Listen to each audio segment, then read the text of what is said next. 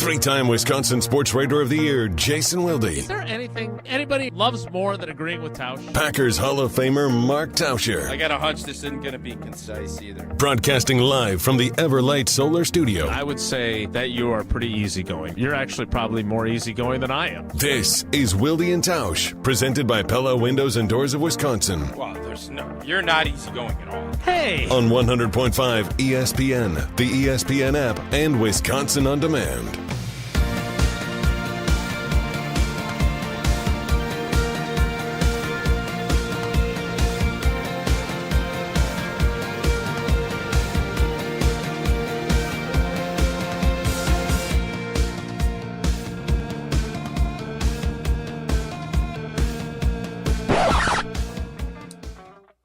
Everybody's ego takes a shot on this show.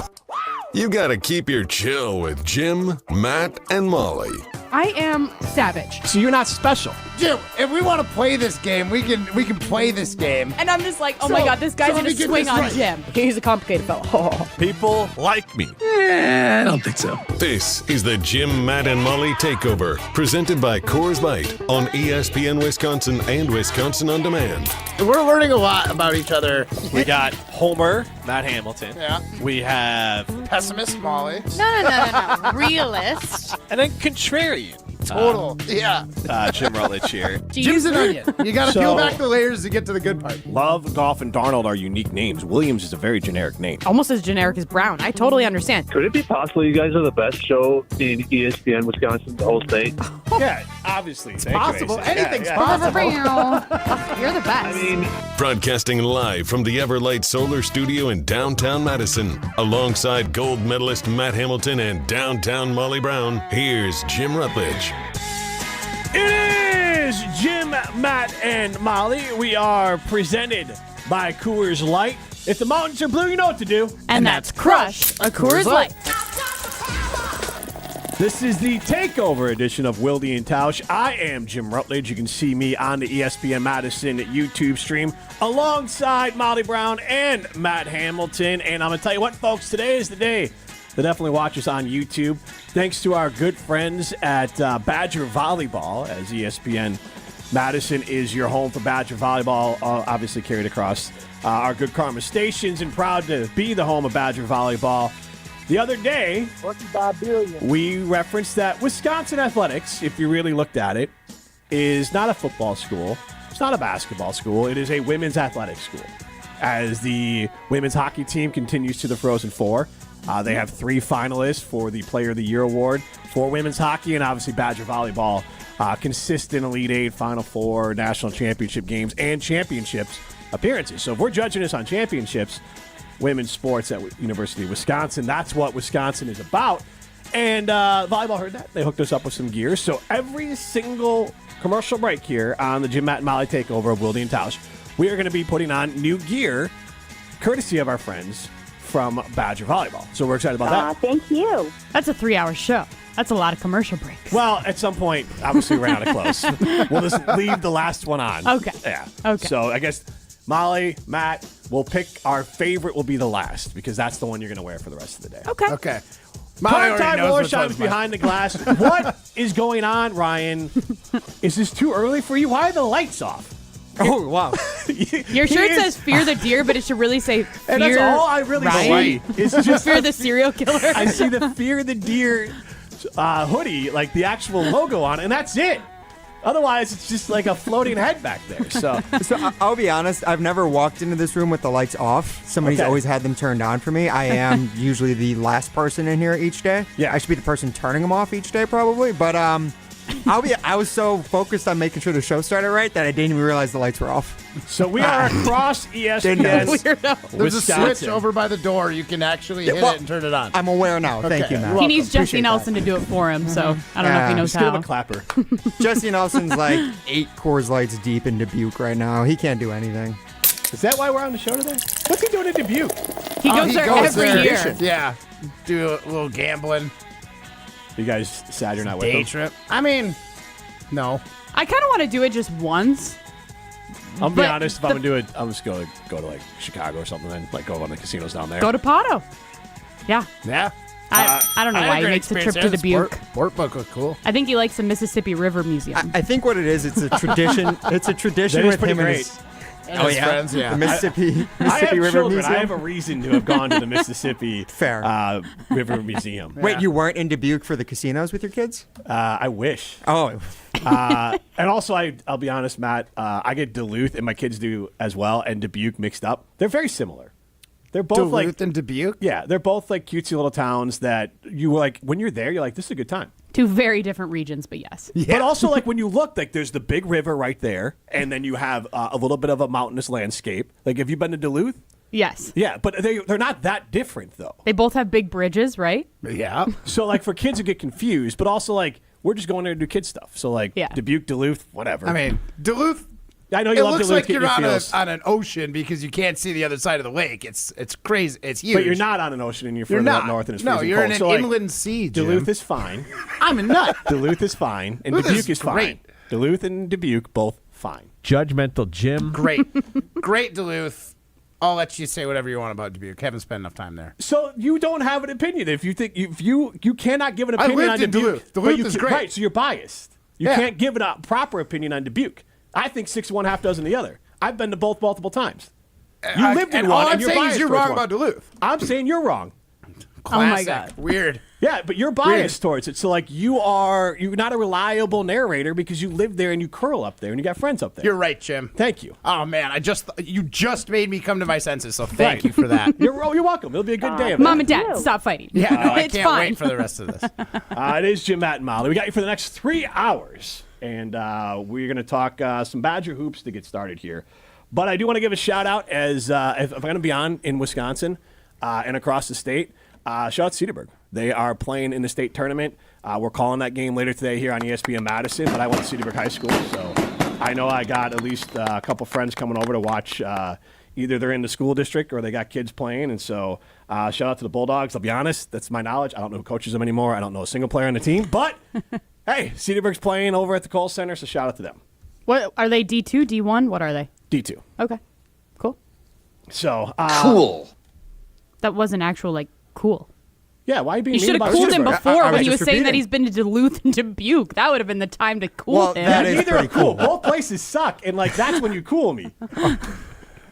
Anyways, 844-770-3776 is how you get into the show. That's a Carlos Talking text line. Less is more. So how are your brackets? okay, I actually feel pretty good about myself. I filled out 2 brackets, so I'm not one of those people that filled out 35 of them.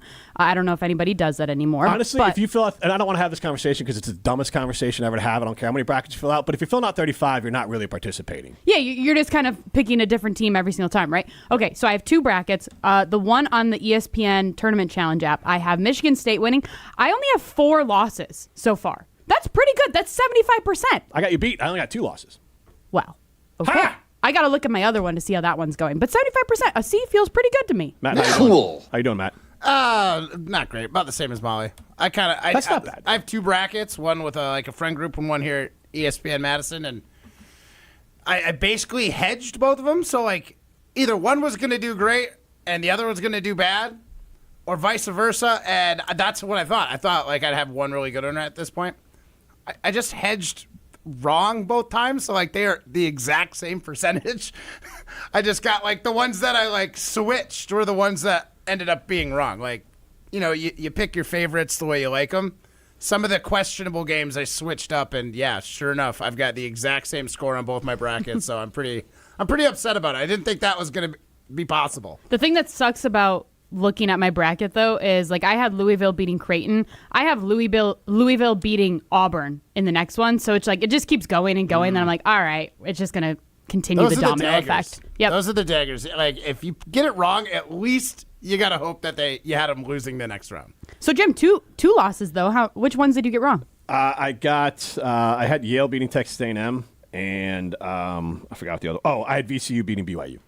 Now, I'm going to be full disclosure on this. One, I hate all bracketology. I think this has become the biggest scam out there, and I'm not saying there's nothing to it. But at this Judgmental point, Jim. you all can like. Obviously, you can spin numbers however you want.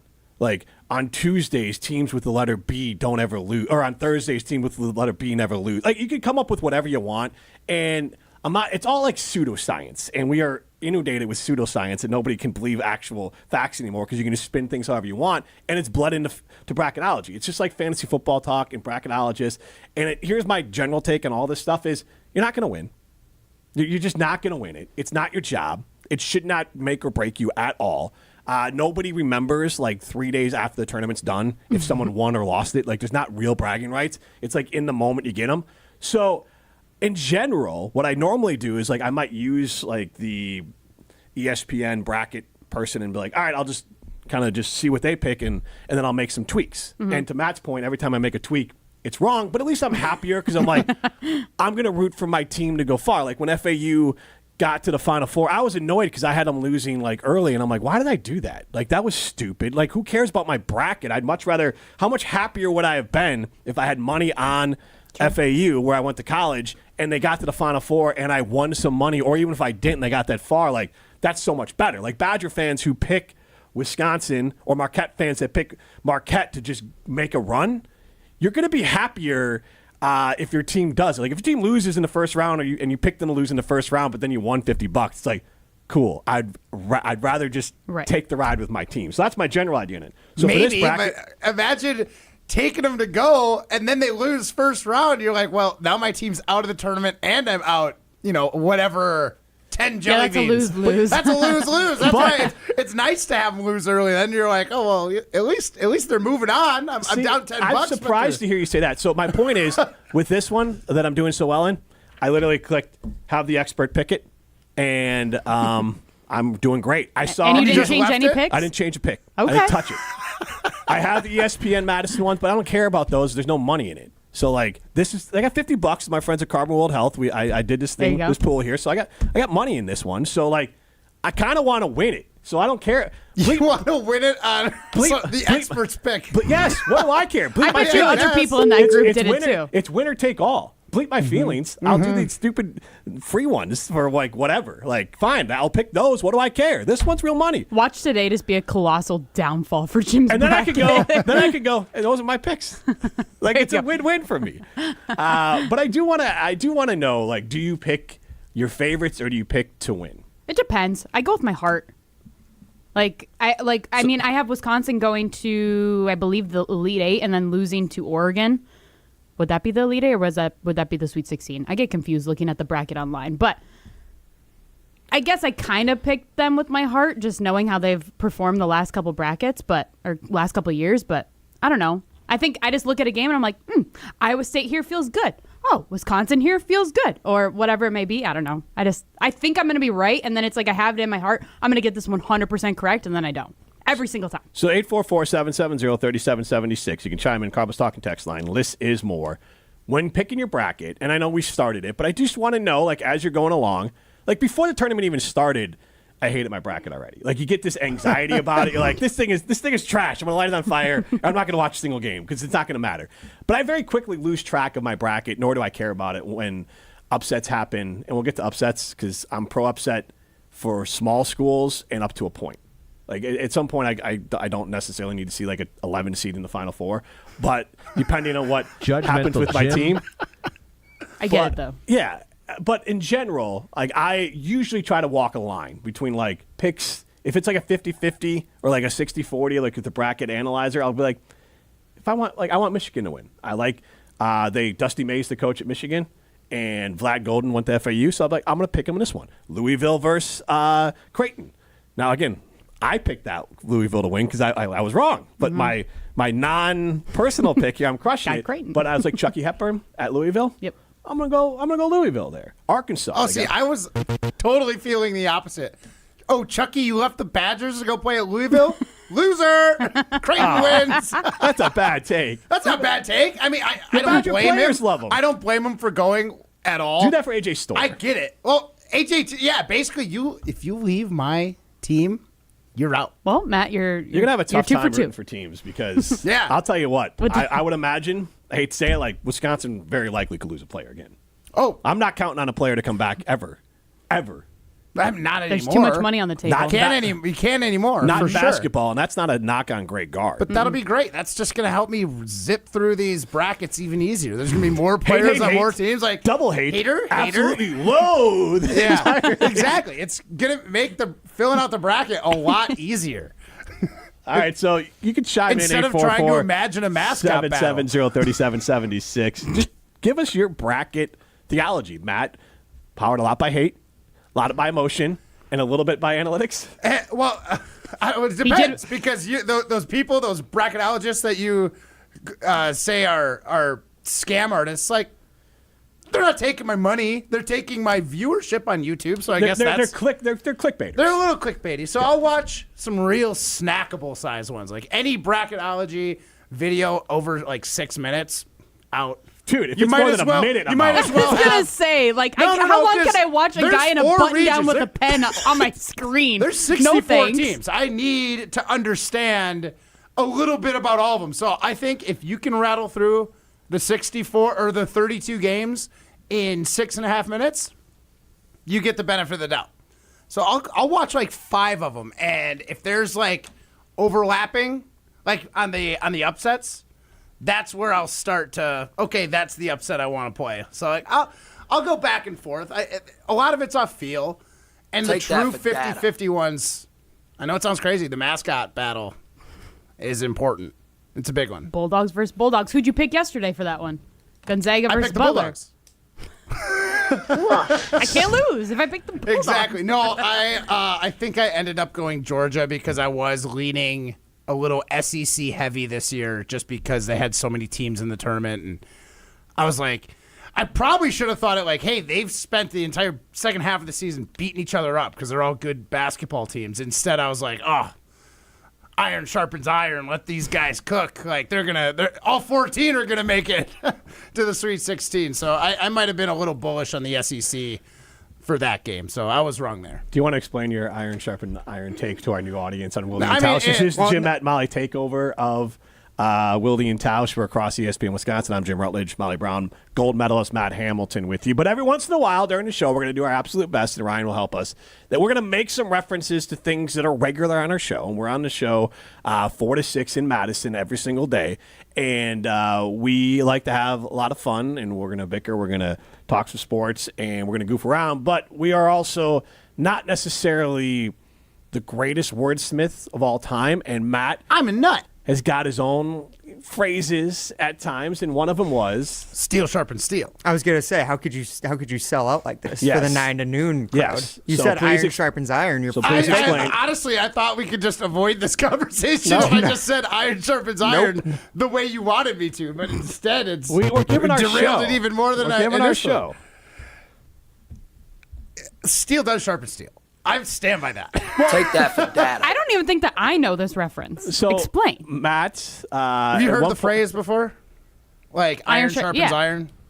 Okay. I said steel sharpens steel one time, and these guys were like, "No, that is so wrong. That is could not be right. I have no idea what you're talking about."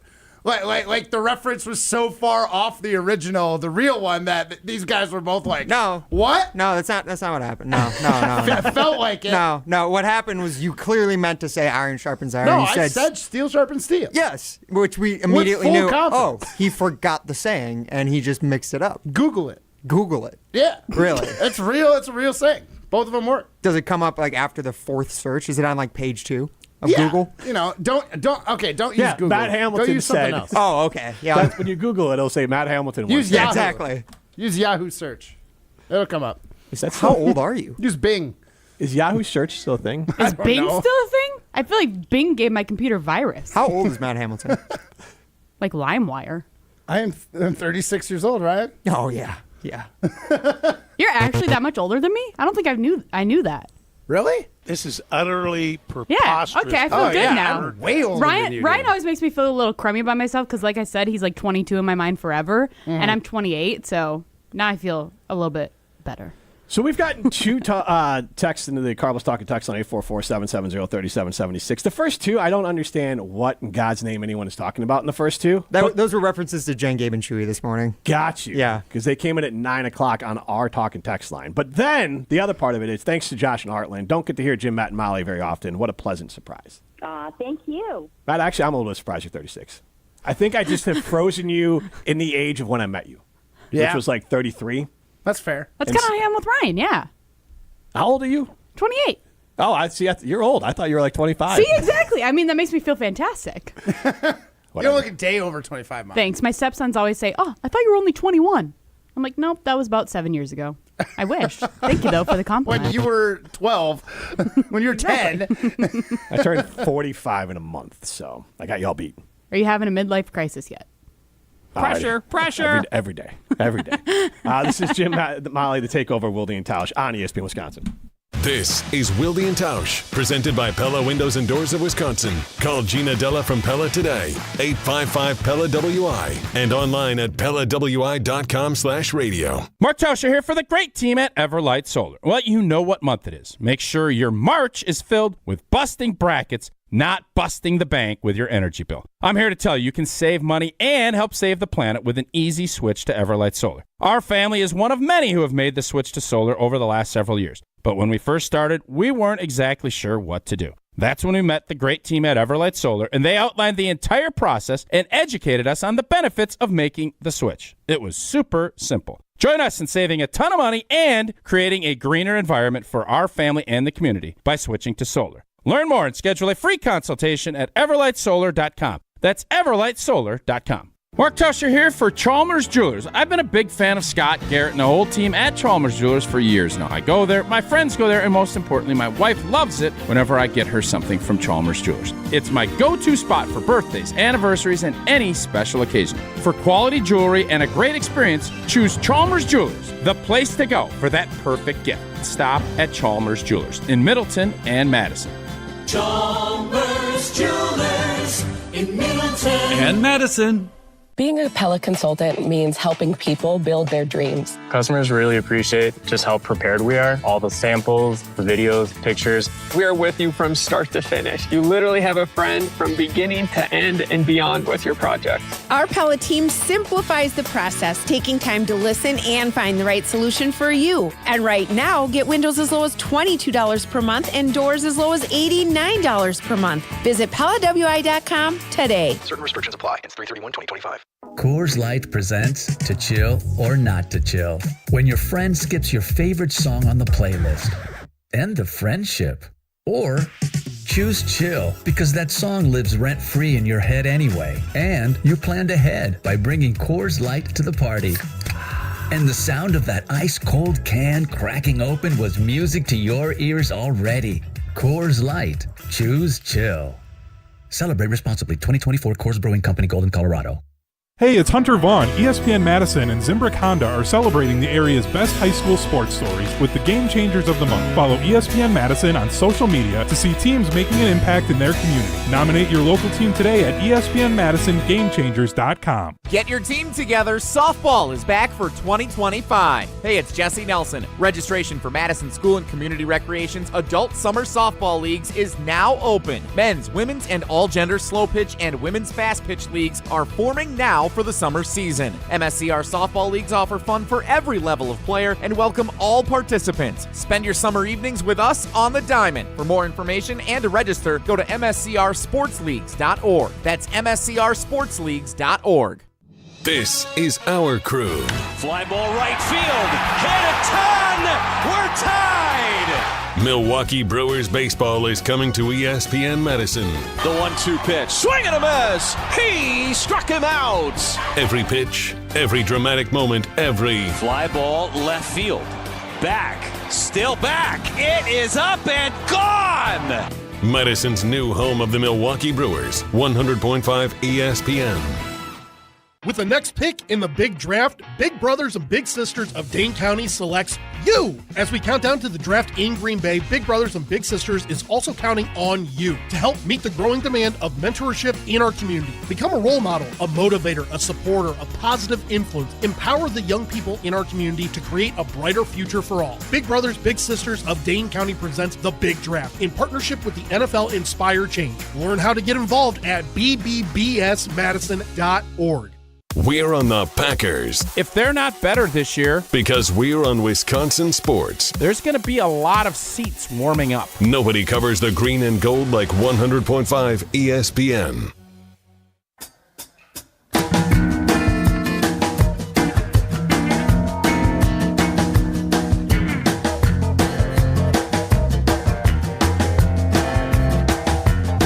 When I jumped off, I had a bucket. If you're new to the show, and this is the Jim, Matt, and Molly takeover of Wilde and Tausch, it is a Friday, and that means on Jim, Matt, and Molly, we do Fish Friday. In honor of the fact that I've never had a traditional fish fry in Wisconsin. I've never gone to like a supper club and had fried fish and sat down and ate amongst the masses eating fried fish. Never a family tradition of mine.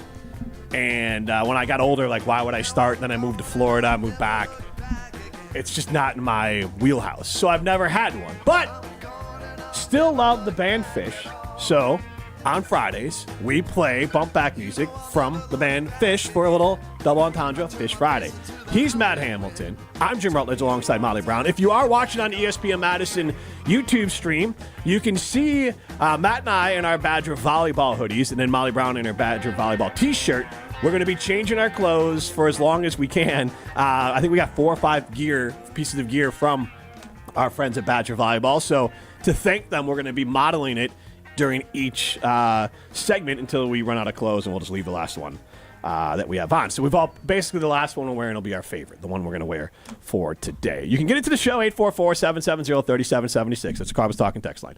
And we did ask you about filling out your bracket, and you can still chime into that, like how's your bracket doing, what's your methodology behind it. But the Badgers, they won yesterday. They beat Montana.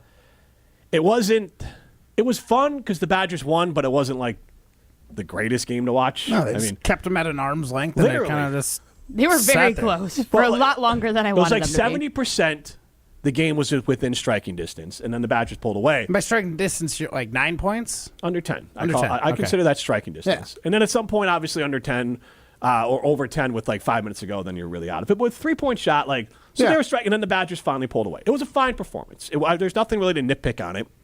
I don't take a lot from it, but what I would say is that Badger basketball, they're much taller than Montana. Like, they didn't face it. I feel like the tallest guy in Montana was 6'7". Then they also had this freshman who, this is a lie. Ryan, maybe I sent it to our private text chain, and I don't mean to make fun of this guy, but at the same time, there was a player on Montana when I saw him. I'm like, oh, he must be like one of the last COVID players. Like, he must have gotten 2 years out. He looked like he was Molly's age, like 28 years old, and a rough 28. Savage. And then when he came in, they're like, he's a freshman. And I was like, you need to glow up, my guy. Like, someone needs to step into your life, because he looked like, if you told me he was 42, I would have been like, all right, I buy it. So that was the tallest player on Montana, was my point, at 6'9", and he played a couple minutes. So Badgers played well. They did what they needed to do. Tanjay, I was a little concerned that his post moves were kind of, not his post moves, his drive moves were kind of figured out. Like, Montana had his rhythm. So when he drive, they either cut him off or drew a charge or blocked his shot. But he knocked down. He didn't have to do much. Blackwell played well. And, yeah, the Badgers' bigs just bully balled, which is fine. Like, they just wore him out. Montana, I'm sure that was small. the strategy going into it, right? Yeah, I'm sure. Montana's small. They got in foul trouble, and that was kind of it. Yeah. But, I mean, their like best player had like 4 fouls pretty early. So I don't feel any different about the Badgers after that game as beforehand. I don't feel better. I definitely don't feel worse. I feel like, it's a matchup thing against BYU. And we'll get into that in a minute, but 844-770-3776, Carl was talking text line. How do you feel about the Badgers? Better or worse after their first game? Personally, I would say just slightly better. It's because the Badgers, they did what they had to do. They kept a team that they were better than at arm's length and then closed it out. didn't let them come back, which was a issue for the Badgers in other games this year where you have a pretty good lead, Oregon, and then blow it. So, like, that was really the big thing for me was, like, get the lead and keep the lead. Like, I don't know what happened in the Oregon game, if they kind of, like, changed philosophy. Hey, we got a 10-point lead. Let's lock down on D and slow it down. Or I just felt like the Badgers didn't change their strategy at all. They just kept the foot on the gas and, like, let the process take care of itself. Even though the Grizzlies had to alter what they were doing to try and get back in the game, the Badgers did not change anything. A little bit of bully ball, get it to the bigs, let them try and win in the post. And I get your point. The big difference in that game was that Oregon had bigs. Montana does not. Oh, totally. I get the difference yeah. in the two, but I just, like, I'm not a big fan of changing philosophies. Like, even in curling, for me, like, our team will play a little bit aggressive, get a lead, and then we start playing more conservatively, and the other team kind of, like, claws their way back in. Yep. It's like, let's just keep our foot on the gas and try and, like, end these guys early, because and it seemed like the Badgers didn't change their philosophy, which is what I looked. That was the big standout thing for me. It was like a slow and steady victory. Like, exactly. Just kind of overtime, war of attrition, just wear them out. Steal, sharpen, shield. You wear it down. Steal, sharpen, steal. You wear them down. That is, it might not be the same, but it's definitely real. So Josh DiMaggio did chime in with a little bit of clarity on it. You know what? I'm gonna trust Josh on it because I feel like he's the type of guy that would know this kind of thing. Because I as a cook, you do a lot of sharpening. I have chef knives. He has knives. When you are done sharpening, you have to hone it. Honing is done on a steel. Okay, but Matt, we're not like that's not what the origin No, of the phrase I get is, it. though. I understand it. Like, but when yes, he it says can't- steel can't sharpen steel or doesn't, that's wrong. All right, here's what Josh had to say. I'm Steel gonna does not trust sharpen Josh. steel the same way iron does not actually sharpen iron. Honing is not sharpening. Honing is certainly sharpening. That makes your knife sharper. I assure you it does. We can Google it. It's not the real I am phrase. not the person like, to the phrase is the idea that someone, like a friend, another person can help make you a better person because they push you. That is like where the proverb comes from. It is iron because steel wasn't invented when the proverb started. I get that. But you use a honing steel to sharpen your knife. All right, How old do you think this phrase is? It's from the Bible. It's very old, Ryan. The definition barely of, older than I am. Okay, fair. The definition of hone is smooth and sharpen a blade. Sharpen. Yeah. Smooth is the first word. Smooth and sharpen. Sharpen. That is the whole point. Refine or perfect. So what you're doing is you are trying to. It's not. I'm on Matt's side here, actually. Sharpen. I don't fully understand this conversation, but I'm on Matt's side. Thank you, Molly. It's sharp. It's a. But honing is like, I get what he's saying, because you're not like creating the, like if you're sharpening a blade, like the original making of the blade that's sharpening. Honing is you are honing in. That's another way to use it, refine or perfect. So you are trying to bring it back to its original sharpness and smoothness. The original sharpening, if you were making a sword, that's not honing. I guess. But Here's you're both right. The only difference is when you sharpen a knife, you have to hone it at the end because there's a burr. That's like the whole polishing and really. So, like, yes, I get it. Like, you sharpen a knife, but then there's one more step, and it's called honing, whether it's on a that's different. leather strap or it's with, like, a honing steel. It's honing, though. You Like, gotta get rid of the that burr. is bringing it back to. But it sharpens it. It brings it back to its already sharpened. Like, there's a difference there. You guys are both right. There is sharpening and making a blade, and that would be the iron sharpens iron idea. Steel sharpening steel is not. You are honing it. You are bringing it back. That is not the phrase. Steel sharpening steel is not the phrase. Iron sharpens iron. That is where that is the original phrase. I screwed it up. Let's not try and nitpick whether steel actually can sharpen steel or not, because you're not going to convince me I'm wrong on this. I have a steel honing rod. I use it after I sharpen. We're talking about vocabulary. You are bringing back its sharpness. You are not sharpening it. It's a slight difference because the first word it says is smooth. Refine. I'm not changing my mind, Jim. So you can go ahead and keep trying to. And I'm not read trying to this change out. your mind. I'm just giving you the facts. You Okay. can live in your own world. We're allowed to do that now. Hey, we know I live in my own world, so let's just leave it at that. And Look, move we live in forward. a world where facts don't really matter anymore. So like, Not just believe facts what you coming want. from you. Oh. Basically, if Molly brought it up, which she did, and she I said didn't bring it- sharpens, I buy that. No, Jim okay, facts. so perfect. You just correct you my just facts too much where I'm just like, You just described everything. Molly said what I liked, so I'm going to go with Molly. That's your answer. That's fine. 100%. That's the world we live in. That's what I just someone said. says what I like, then I'm just going to go with it. Thank you. Facts be darned. I know, exactly. All right, yes. Thank you. All right. Now move forward. 844-770-3776. Rutledge is an idiot guy says you're all idiots. Yes, It's blind thank leading you. the blind.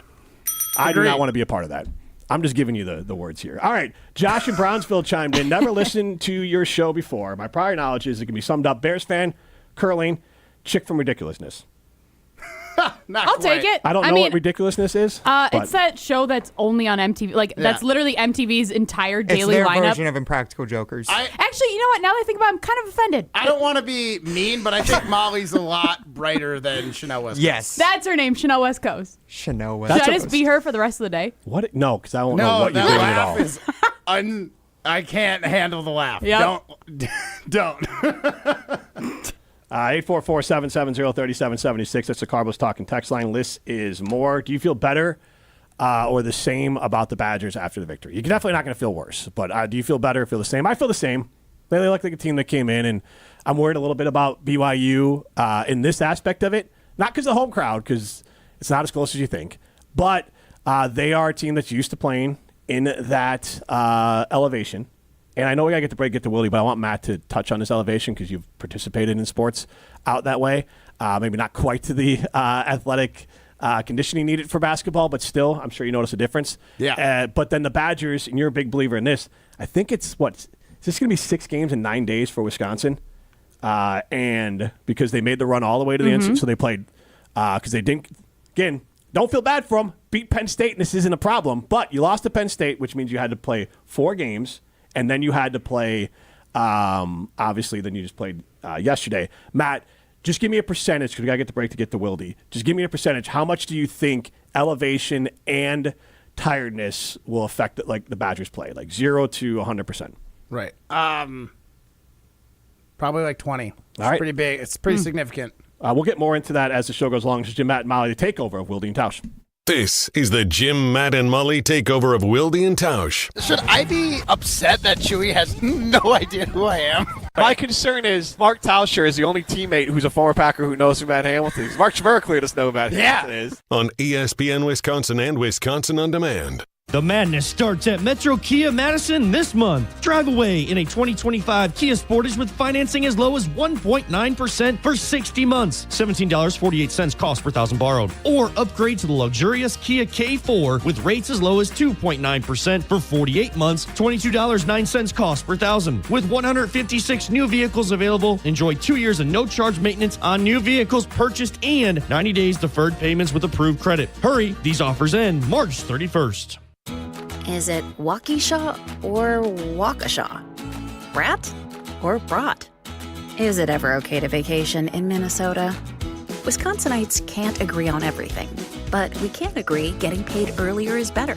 That's why UW Credit Union is making members direct deposits available up to 2 days earlier. Early payday at UW Credit Union. Join today. Federally insured by NCUA. Visit uwcu.org for details. Look what we have here. It's the refreshing deliciousness of a Pepsi mini can. It's the perfect complement to any meal. The dash of indulgence your day was dreaming of. The sip that'll have you singing Pepsi. Nope, not again, Steve. Let's take a cue from the Pepsi mini can and pack all that awesomeness you're feeling into a much smaller treat for everyone. Deal? So, big awesomeness, smaller size. I think I've got just the thing. Pepsi mini can. Mini can, big taste. ESPN Wisconsin's Mark Tauscher here for Kohler Services. Well, if you've been putting off your bath or shower remodel, now is the time to turn to Kohler Service. Family owned for 150 years, Kohler is your Wisconsin manufacturer providing care for life. And this month only, get $1,000 off your Lugstone shower remodel and no payment financing until 2026. Visit KohlerServicesWI.com to request your free quote with fast professional installation always included. Again, that's KohlerServicesWI.com. Get ready, Madison. The Packers Tailgate Tour rolls back into town on Wednesday, April 9th. Hey, it's Molly Brown from Jim, Matt, and Molly. Join us in supporting Dairyland Sports, a Madison-based nonprofit improving access to sports, fitness, and recreation for individuals with physical disabilities in Wisconsin. Learn more and support the cause at dairylandsports.org/Packers Tailgate. And stay tuned to ESPN Madison for your chance to win VIP tickets to the Packers Tailgate Tour. Sponsored by Visit Verona, Paul's Party, and ESPN Madison. Prize Picks, the best place to get real money sports action. Over 10 million members and billions of dollars in awarded winnings. Prize Picks has made daily fantasy sports accessible to all. Simple to play. Pick more or less on at least 2 players for a shot to win up to 1,000 times your cash. Run your game all season long on Prize Picks. Prize Picks is the best way to get action on sports in more than 30 states. The app is really easy to use. To create a lineup, all you have to do, pick more or less on a few player stats for your shot to win up to 1,000 times your money. Prize Picks is the best place to win cash while watching sports. Join over 10 million users and sign up today. Combine your favorite basketball players with players from baseball and hockey, esports, and much, much more. Second half of the basketball season is here, and the race to the playoffs is heating up on Prize Picks, the best place to cash in on your favorite sports. And don't miss your chance to cash in as the league's best fight for playoff positioning. Download the app today. Use code WI to get $50 instantly after you play your first $5 lineup. Prize Picks. Run your game. Professional volleyball is in full swing from here in Madison. Don't miss a second of the action. Cheer on Love Madison Volleyball as they make history with some of the best players in the world. Olympic medalists, NCAA All-Americans, and one of the most talented rookie classes ever. This is volleyball at its highest level. Experience the excitement yourself. Get your tickets today at lovb.com. Volleyball is the next major league. Hey, it's Evan Cohen. Coming up Monday, we'll continue to react to the NCAA tournament. Plus, is it a guarantee that we'll see LeBron or Steph in the Western Conference Finals? It's Unsportsmanlike, 6 a.m. Eastern, right here on ESPN Radio, ESPN2, and ESPNU. Jason, quick You question. are one of one. 3-time Wisconsin Sports Writer of the Year. Help me understand a little bit more clearly what you're asking. Did you ever hear it called Don't Go Jason Waterfalls? Is this Matt Hamilton? I say that so helplessly, but like I feel like it. Desperate sound in your voice. I am. Jason Wilde. He's on Jim, Matt, and Molly's Takeover of Wilde and Tausch. What's up with that? What's up with that? Jim, Matt, and Molly. The Takeover Wilde and Tausch continues across ESPN Wisconsin. I am Jim Rutledge. You can see us on the ESPN Madison YouTube. We have changed clothes again, thanks to our good friends at Badger Volleyball. They gave us some gear to wear, and we have one more outfit change coming up here. Molly Brown, Jim Rutledge, Matt Hamilton with you. Primetime Laura Sean behind the glass also participating because they hooked us up, all of us up as well. And we have someone chiming in on the YouTube. Say, where's some Marquette gear? Marquette has arguably the best fit, the best uniform in the state. I love best colors. It's great colors. It's Jordan brand. Hook me up with some Marquette gear, and I'm in. I will happily wear it. I like Marquette. All the way back to the days of Dwayne Wade. I didn't like him as much when Buzz and Woj coached him, but now that Shaka's coaching him, he's from my town, Oregon, Wisconsin. Shaka's easy to root for, so, go Marquette for sure. But we're bringing on Jason Wilde right now, and we'll talk some Packers with him. But, Jason, obviously the burning question today is, how's your bracket? I'm here under protest. Oh, what's wrong? I thought you volunteered to join us. No. Well, I did, and then I saw a bunch of Wisconsin volleyball gear, and then adding insult to the injury to my jealousy, you changed into more volleyball gear during the commercial break. We have one more change we're not to go. done yet. Yeah. I mean, look, I'm not saying that I feel left out. I had to run upstairs and get Badger gear so I could at least somewhat fit in. Only one of us has a volleyball player who went to the camps last year and has already signed up for this year's camps.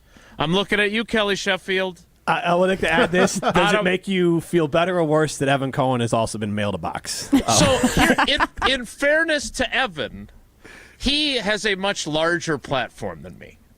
And look, I'm not John Arias, right? I am not essential to their program, but I'm more connected to their program than you three knuckleheads. I don't know. We're pretty connected, and we got the coaches show. I know Coach Sheffield well. I help fund some of the things that are going on with We've been to North and You South should with see them. the smile that Sheffield's face lights up every time he sees me. And Just when lights up. because he's at North and South Seafood Exactly. Smokehouse Well, as well. maybe, but I'm also there, so I assume it's Yeah, for me. Yes. Naturally. Yeah. All right. Plus, honestly, Jason, the hoodie that Molly's wearing screams Jason Wilde. Is there a hood? Yeah. It's It's very got the- Bill Belichick. It's Yeah. got like the cutoff sleeves, but it's like a light hoodie. I think it'd be perfect Is for this you. supposed to be helping? No. I just want you to know. You could probably go to like the Wisconsin apparel site and get yourself one. Oh, okay.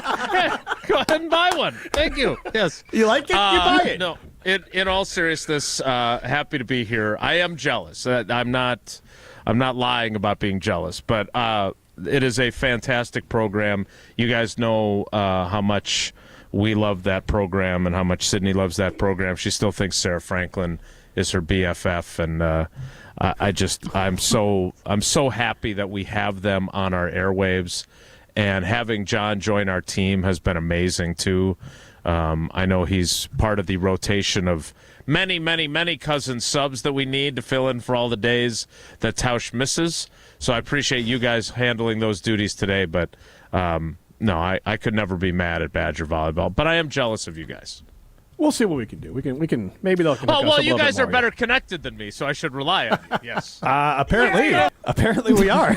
So as we continue to change outfits for the next 2 hours with all the free gear we got, Jason, Packers football here, and I was listening to a podcast about a different team, but they're referencing like, hey, if they draft a running back here, it'll be an indication of maybe what they think about their quarterback. Because if you looked at like Josh Allen, Joe Burrow, Jaden Daniels, and Justin Herbert, those guys, and Pat Mahomes, they did not have top 10 running backs last year. Jordan Love, Jared Goff, Brock Purdy, Jalen Hurts, Matthew Stafford, Baker Mayfield, Sam Darnold all did. Lamar's the outlier, but I think that's more just, adding fuel to the fire of like, hey, we have two great runners, it'll make it even more impossible. So my question is, are the Packers giving a little indication of where they think Jordan Love is right now as a quarterback, where they are saying we need to be a team that is run first and then work off of the run, as opposed to a team that has Joe Burrow or Allen or Mahomes or even Herbert, where it's like, hey, we'll use the pass as much as we need to, and then the run will work in. Everyone wants to run the football, but I do think it could be a tell with the team building for the Packers of building this offensive line and building this run game, saying that Jordan Love's good, but he's not elite, so we need to focus on the run game, and we're going to continue to put assets into making sure that run game's great. Yeah, I think it'll be interesting to see what their offense looks like. Now, I would add, you mentioned Justin Herbert, and didn't Harbaugh just go out and get Najee Harris from Pittsburgh? Yeah, but he wasn't a top 10 runner last year at Pittsburgh. He's about 4 yards per carry guy. No, I understand that, but I think Jim Harbaugh wants to have that kind of an offensive approach too, right? And I think it's not necessarily a slight on Justin Herbert, because we know he can sling it, but he has not won a lot. He's in the same draft class as Jordan Love. Obviously, he played pretty much right away as opposed to Jordan Love. But look, I think the Packers offense will look different this year. I gotta figure out where I'm supposed to stand now that Wooly changed the angle. There we go. I'm in the middle now. So here, a couple things. I mean, one, I think it's a function of where Love is in his development. I still would argue that this is an enormous year for him to show that he can make the significant leap from, yeah, he's a pretty good quarterback, to, okay, this guy's top 10. This guy's on the doorstep of elite. But I do think their offensive philosophy is going to be to lean on Josh Jacobs. They do like Emmanuel Wilson a lot. They are really excited about Marshawn Lloyd. Love called him a little rocket in the backfield. But he had a completely wasted season, right? It was basically a medical redshirt. So I don't know if they will invest highly in a running back during the draft. I tend to doubt it because they like all three of those guys, and I think they still believe that when it comes to the run game, obviously Josh Jacobs was worth the investment, but you're not going to super invest like, say, the Lions, right, with both Montgomery and Jahmyr Gibbs. So my point is that I think there's a couple of reasons why they would approach this offensively this way. One is where Love is. Two is where their wide receiver group is and how hard it was to find someone to add to that group this offseason. The free agent class was mid. I'm trying to sound like Matt Hamilton now. He uses those cool terms like that, which is a little sus. And the draft class is not outstanding either. I mean, there's been really good draft classes at that wide receiver position last several years. This year, again, according to people who know more about this draft than I do, it's not nearly as deep and not nearly as good at the top either. So my point is I think they're going to be a run first and then tight end second offense. And they're going to lean on Tucker Kraft. They're going to hope that Luke Musgrave can stay healthy and be productive. We like Ben Sims on our show. Tausch likes to call him Chipotle Ben because I bumped into him at a Chipotle, and he thinks that I was creepy by saying hello to him. So I think they like what they can do offensively. I bet Matt LaFleur right now is up in his office, and he's conjuring up different aspects to this offense to get the ball to Tucker Kraft more. But that doesn't mean that they have to take that approach offensively and not get the ball to their receivers, right? I mean, that is still going to be a component. And so Love does have to play better. And Jaden Reed and Dontavion Wicks can't drop 19 combined passes. I still find the stat incredible that each of them individually dropped more passes last season than the Super Bowl 59 champion Philadelphia Eagles dropped as a team all year, was 7. So there's a lot of moving parts on this offense, but I do think that they will continue to be run first, and the biggest challenge is to figure out a way to have a better play-action game off of the style of run game that Josh Jacobs prefers. Jason, I know that you and I had similar opinions about Aaron Rodgers potentially becoming a Minnesota Vikings. I'm curious if you're still holding out hope for him to go to Minnesota. And Hope? Yeah, there's still hope because There's to a me, great story there, Matt. Because to me, it feels like the Vikings are saying it's You're a not radio host. it's not a never, but it's just not a right now. That's how it feels to me, and I'm just curious where you kind of land with that whole thing. Yeah, I mean, I agree with you. Sorry, Matt. It would be so incredible. Yes. I mean, it just would be. And I think it's been very interesting to kind of read between the lines and kind of the nuanced nature of the Vikings no, right? Like, we're not interested right now kind of vibe. I think, and the fact that on the corresponding side of it, that Rodgers keeps it through back channels or however he's doing it, FaceTime, certainly not regular phone calls to Malibu, that he's basically saying, I haven't changed my timeline. I'm going to take my time on this. And he's leaving the retirement club in his bag as well. Because I don't know, I've never been, Paula notwithstanding, I've never really been in demand. But he's basically got 3 suitors, right?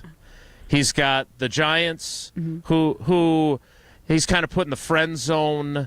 He's got the Steelers, who I kind of feel like he kind of sees them as, yeah, I could date him, but I wouldn't feel really great about it.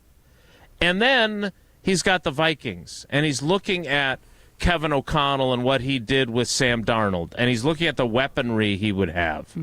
And I think that's the one that he really wants to, end up with. The problem is they drafted a guy with the 10th overall pick, and they need to figure out if he's healthy enough to play and if he's good enough to play. And Aaron Rodgers could be left out in the cold. Like, if J.J. McCarthy has a great offseason program and they are uber excited about him and encouraged by what they see from him, both physically and in terms of his execution of the offense, then Aaron Rodgers, does he go back to Pittsburgh then at some point and say, hey, so it didn't work out with that other gal, but now I'm super interested in playing for you, Mike Tomlin. I find this fascinating.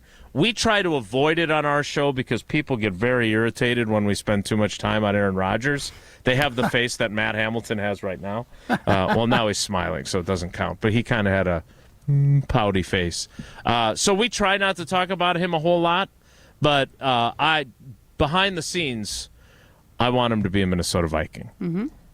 You and me both. We talk about him all the time because it's fascinating. If he ends up in Minnesota, like the storylines, I love the fact that Aaron Rodgers is basically being told like your personality is writing checks that your play can't cash anymore, because I think that's part of the equation here. So he's reaping what he sows. Smart players, better leaders, better people with self-awareness would understand, like, hey, I got to tone it down a little bit. After the Jets told me to tone it down a little bit, if I want to play somewhere good, I got to tone it down. Now, if I want to play and do whatever I want and be whoever I want, then I go play for the Giants. So I'm loving the whole drama. So has he toned it down? Like, has he been on McAfee lately? Like, has he been on any, like, out there podcasts that are not part of my rotation? Probably. I don't know. I have no idea. He might be up for a position in the Health and Human Services, for all I know. I think he's still wandering on the beach, actually. With his corded headphones. Yeah, exactly. No AirPods for that guy. And his blanket. Causes cancer. Yeah. You don't want the 5G getting in. Jason, I have a football question that matters.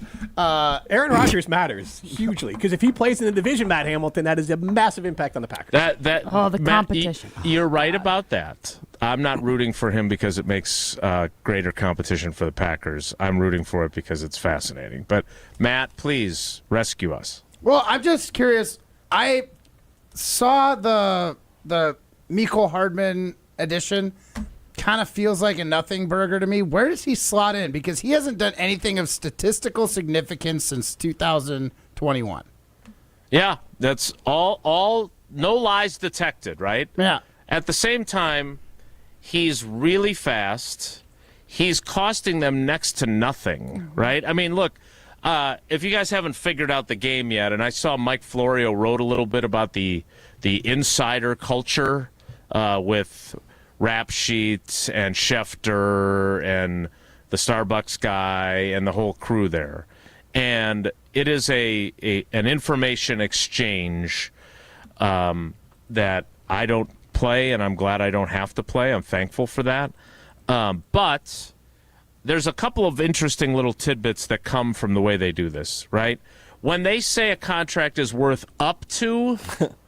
That means that the number that it's actually worth isn't that impressive, and the agent doesn't feel great about it. And when the contract has no dollar sign information whatsoever when the news breaks, like with the news of Micole Hardman, he got a 1-year deal. No financial details at all. So that tells you that he is getting paid popcorn money or peanut money or very small money.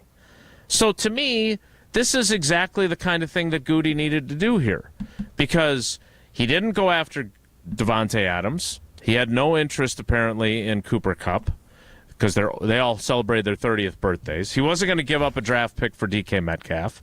So this made sense because it's that low risk. He's the Keyshawn Nixon.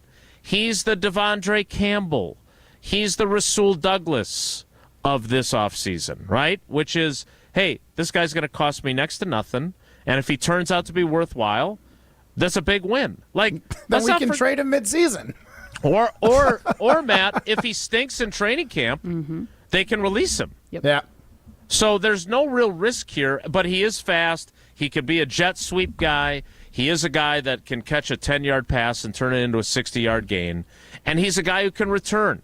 In a three-wide receiver set, is he on the field, or do you think it's the other three guys on our team? No, I think it's Dobbs, it's Reed, and it's Wicks. But if you go 4 wides and you want to run go routes, he's going to run one. Now, he's not a great downfield pass catcher. He's more of a, like that touchdown that Watson had in Philly when Love went in for Rodgers when he was hurt in 22, where he caught it. It was like an 8-yard pass across the middle, and then he ran the rest of the way. Right. That's the kind of Micole Hardman stuff that you're going to get. But let's not diss this guy. He was a second-round pick. He played at Georgia, and he caught the game-winning touchdown in a Super Bowl. Mm-hmm. Like, that's not nothing, right? True. They didn't sign, Bill Schrader. Thank God, because he hates my guts and I don't like him either. So that would have made I'm fine with the shot too. I'm fine with the shot at it. We fully allow it. Okay. So the point is that, Matt, yeah, it's not exciting. You're right, it's not, but it's not risky either. Yeah. Jason, are the Packers really just going to roll into the season with Hobbs and Nixon and Valentine at corner? Because I'm guessing Alexander's going to they're going to move him. Like, is this the plan? Like, I don't like the plan if I'm a Packer fan. You got two nickelbacks in Hobbs and Nixon, and then you got Valentine, who's, I mean, maybe he's an ascending player. Like, you can have hope in him, but otherwise, like, And we still have Valentine, too? nope. No, he's gone. He That's went to right. Indianapolis. That's right. So, I mean, not that's not a backbreaker. Needle mover for me. You just can't say the law firm of Valentine and Valentine. I It's know. the only That's- needle that was moved that there. is sad for me. Yeah. But, like, this seems like a lot of faith in moving guys around, which I don't love at any position in football. You know, just, hey, you were a nickel, now you're going to be an outside corner. Great, because Hobbs has spent most of his time in nickel, and same with Nixon. And I don't know. I feel like the Packers need more. Someday, somehow, they'll have enough Nickelbacks to have the Nickelback band in there. Well, by the way, I still feel like those guys get a bad rap. Am I like wrong them. in that position? No. Photograph, great song. They're horrible. I am in the. They Jim, are. Jim hates everything today, No. though. So that's No, no true. different. Here's been a little bit in that camp today. but here's we their end up like this. Here's their overall rap, though, is that they don't really write or arrange their music, paint by numbers. So they kind of just assembled it's like a boy band for rock. And, like, that is against what rock music is, and that's the knock against them. Okay, So that's a it's fair not saying critique. it's not saying you can't enjoy the song, but, like, it's also not good music. You opened a can of worms, Jason. He's the one who said they had two Nickelbacks. In my mind, that's where it went. Like, this is the household. My wife loves Nickelback, and she gets so mad at me and calls me so pretentious anytime I even reference. Because apparently when I say it, there's a stank on it. So there it is. Yeah. I was going to go with douchey instead of pretentious, but both are fair. That's the word my wife uses, so it works out great. So, to her point and to your point, I would say this: I don't think that they will go into the season that way. I think they'll draft the corner either in the first round or on day 2 and expect them to play right away. They may pick multiple ones. Again, Rasul Douglas is a free agent. He hasn't gotten much action, it appears.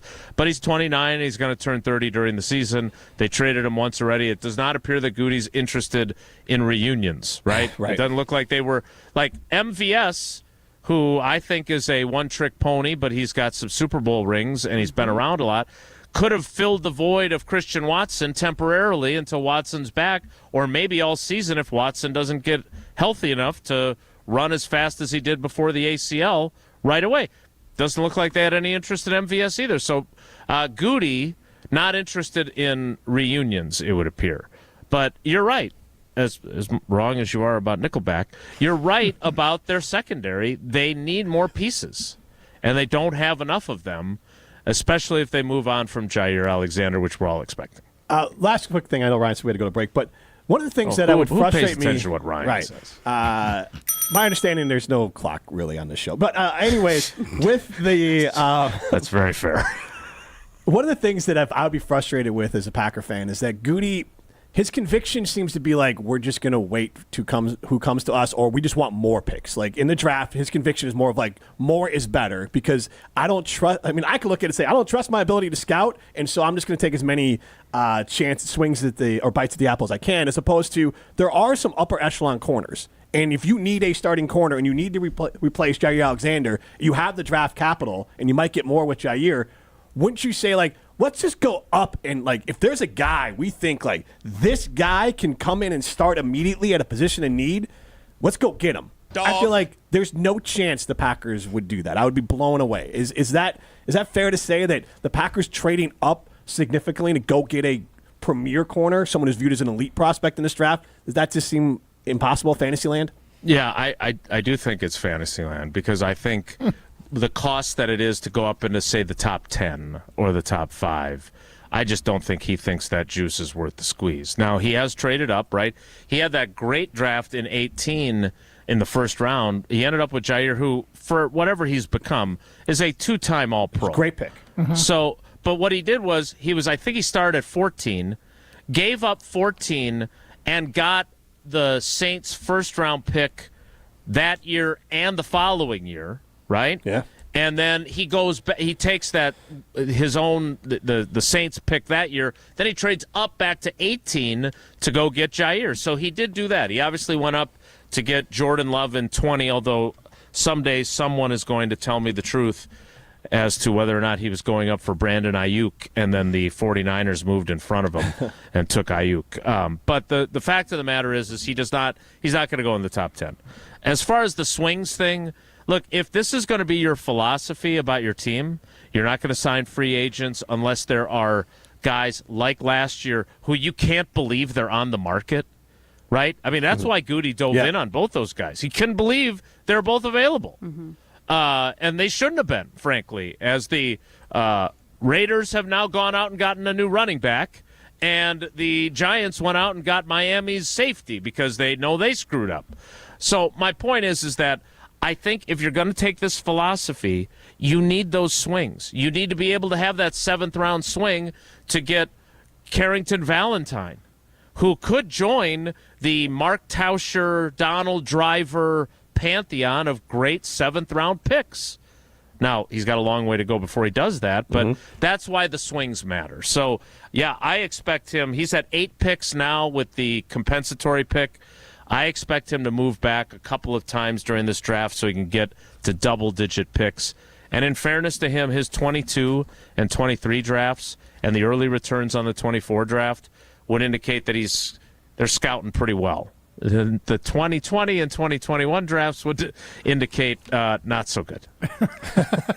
Jason, awesome stuff. Thanks for joining us on your day off. No, thanks for filling in for us, guys. We really appreciate it, and Jesse appreciates it more because I was actually planning on doing the show today, but Tausch is out, and Jesse wants to get geared up for all the games he's going to call, so he decided we weren't going to do the show today, and he's the boss. Oh, did you not know that he took a field trip to Dubuque to go gamble? Oh. There we go. Did I just rat out? He called a game yesterday. He called a game yesterday. I thought he had such a busy day today that he... No, yesterday. Sure. Today. Okay, well, hey, whatever the case may be... I like it. That's what I'm here for. Jesse works very hard, and Paula has a list a mile long of things she wants me to get done today. So what matters most is that you guys stepped into the breach. I appreciate that a ton. And Kelly Sheffield, I'm not really mad at you. I'm just jealous of these guys. All right. We look forward to hearing you bury Jesse on Monday. Thanks, Jason. All right, guys. Take care. Be good. All right, that's Jason Wilde on his own show, Wilde and Tausch. This is Jim, Matt, Molly, the Takeover.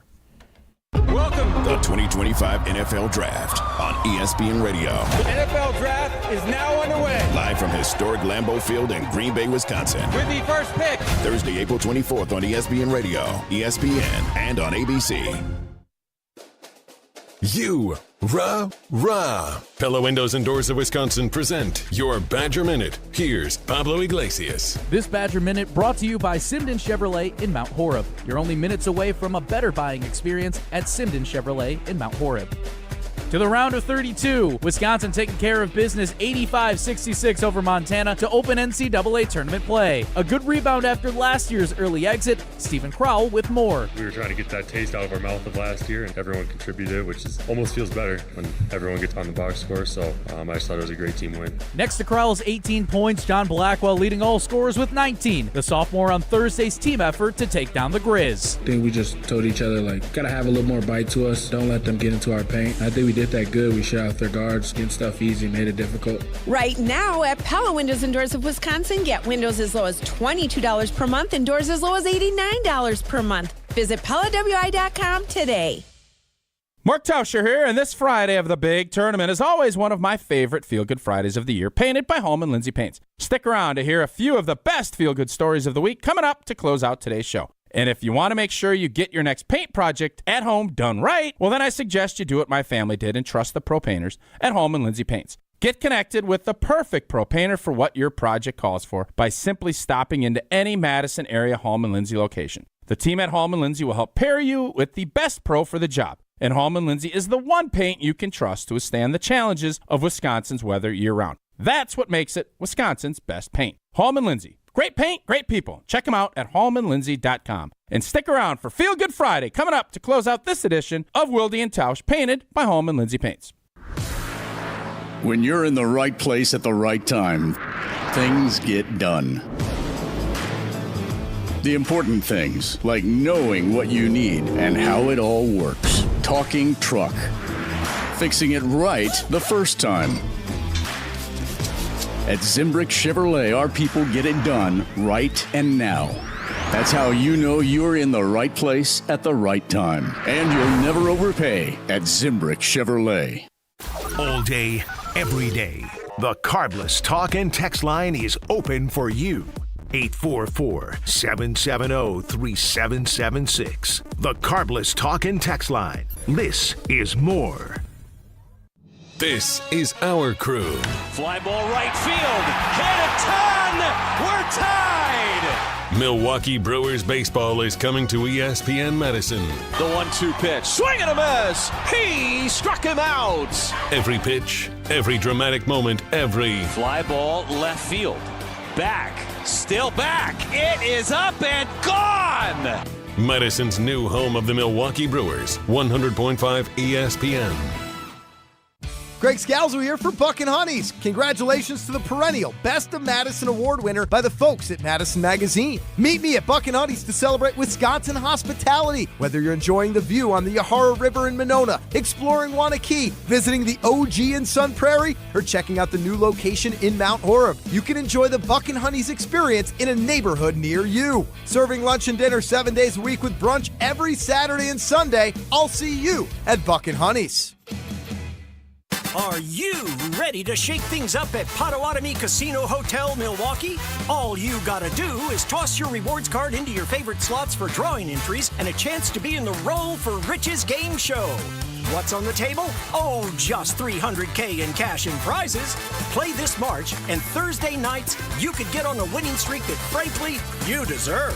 Let it ride and roll for riches. Only at Potawatomi. More info online. Must be 21 and a rewards member to play. Wilde and Tausch on 100.5 ESPN is brought to you by Everlight Solar. Save money, save the planet. Everlight Solar. This is how you remind me of what I really am. This is how you remind me of what I really am. It's not like you to say sorry. I was waiting on a different story. This time I'm mistaken for letting you a heart worth breaking. And I've been wrong. I've been down, been to the bottom of every bottle. These 5 words. Jim, Matt, and Molly, the takeover of Wilde and Tausch. I'm doing this one while I'm getting my picture taken, brand new. As Pablo Iglesias is in the Everlight Solar studio with us, as our last outfit change has arrived. Matt Hamilton, we all know he's got a big head, and now he's got a big hat to match the big head. You can see that on the ESPN Madison YouTube page, or YouTube stream. It's tough to find hats that fit. Yeah, well, finally did it. There you go. Matt Hamilton loves attention, and he is wearing a hat that brings him a lot of attention. He's basically a bobblehead now. Molly Brown with me in the Everlight Solar studio. This is the Jim, Matt, and Molly takeover of Wilde and Tausch. In classic Wilde and Tausch fashion, we have blown through the clock here. So we'll kind of reset what we're going to get into a little bit later. We had Jason Wilde. You can listen back, Wisconsin on Demand, Apple, Spotify, any of those great places. We have trivia coming up. We have Ari Temkin coming up from Big 12 Radio on the TuneIn Radio Network. He's going to tell us a little bit about BYU, who the Badgers got coming up next. We did have a poll question out there. You can chime in on it again. Do you feel better or worse or the same about the Badgers after their win over Montana? Probably take out the worst. And then we'll get to some Marquette. I do like Marquette. I was just talking to a Marquette fan here in the office, Marissa, and we share the same concern, is that I actually, going into the tournament, before the bracket was set, I liked Marquette. I liked their chances, but then you look at it and you go, all right, I think they can beat New Mexico. But then to take on Michigan State. Yeah, and that one's tough. Now, the saving grace is Wisconsin beat Michigan State, and I kind of actually think Marquette's better than Wisconsin. They did beat Wisconsin, so you could sell yourself on that, but I think you just caught Michigan State. Big Ten play, you play a team twice. The Badgers were basically that walking flame guy on that court that day, so the complete opposite of the first time they played. So I think Marquette's got a puncher's chance against Michigan State as long as they get by New Mexico. But we'll get into all of that, and I want to get back to my thoughts on the Packers, where I've had this theory for a while, and I think the Packers I think they need to team build around this theory that Jordan Love is peers with Jared Goff, and I don't think he's quite there yet. Brock Purdy, Sam Darnold, Baker Mayfield right now. Those are his peers, Darnold, Mayfield, and Purdy, not even Jared Goff, not Herbert, not even Jaden Daniels, Joe Burrow, Josh Allen, Pat Mahomes. Those are not his peers. His peers are the group that I just listed there, Baker, Sam Darnold, and Jordan Love, and Brock Purdy. He can climb up, but I think the Packers would be better to build their roster around that setup. This is Jim, Matt, and Molly, presented by Coors Light. Don't go anywhere. Another hour of Wilde and Tausch, presented by Pella Windows and Doors of Wisconsin, is coming up next on ESPN Wisconsin, the ESPN app, and Wisconsin On Demand. Look what we have here. It's the refreshing deliciousness of a Pepsi mini can. It's the perfect complement to any meal. The dash of indulgence your day was dreaming of. The sip that'll have you singing Pepsi. Nope, not again, Steve. Let's take a cue from the Pepsi mini can and pack all that awesomeness you're feeling into a much smaller treat for everyone. Deal? So, big awesomeness, smaller size. I think I've got just the thing. Pepsi mini can. Mini can, big taste. This is Derek Engler. You're listening to a Good Karma Brands radio station, 100.5 ESPN WTLX Monona, Madison. Broadcasting live from the Everlight Solar Studio, this is your Metro Kia of Madison Sports Center. Good morning, Madison. I'm Ryan Wollersheim, and this is your Sports Center Update brought to you by Goodman's Jewelers, the diamond store of Madison for generations. Check them out at 220 State Street and online at goodmansjewelers.com. And speaking of jewelry, the Wisconsin Badgers still alive to possibly take home some jewelry in their quest for an NCAA title. Badgers won 85-66 against the 14-seeded Montana Grizzlies yesterday in the first round of the NCAA tournament. Badgers back at it tomorrow as they take on the 6-seed BYU Cougars. College basketball analyst Josh Pastner joined Pablo Iglesias and Jim Rutledge on the jump around earlier this week, and he described why the matchup against BYU could be one of the best in all of the tournament. If Wisconsin gets by Montana, whoever they play, whether it's BYU or VCU, that's going to be one of the best round of 32 games in the tournament. Like, I would be so excited to watch that if BYU and Wisconsin advance. I mean, that would be a high-level game. Stay tuned for the second hour of the Jim, Matt, Molly takeover of Wilde and Tausch, as we'll be talking to Ari Temkin of Big 12 Radio to give us some more insights onto the Cougars. And then meanwhile, Marquette has their first game in the tournament tonight as they take on New Mexico at 6:30, and the Bucks winning last night against the Lakers, back at it tomorrow against the Kings. Metro Kia of Madison, Madison's trusted Kia dealer. Stop into Metro Kia on the east side of Madison or metrokiaofmadison.com.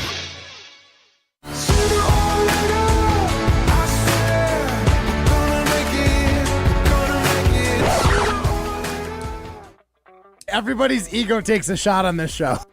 You gotta keep your chill with Jim, Matt, and Molly. I am savage. So you're not special. Jim, if we want to play this game, we can play this game. And I'm just like, oh my God, this guy's going to swing on Jim. He's a complicated fellow. People like me. I don't think so. This is the Jim, Matt, and Molly Takeover, presented by Coors Light on ESPN Wisconsin and Wisconsin On Demand. I'm a college basketball fan for literally this week.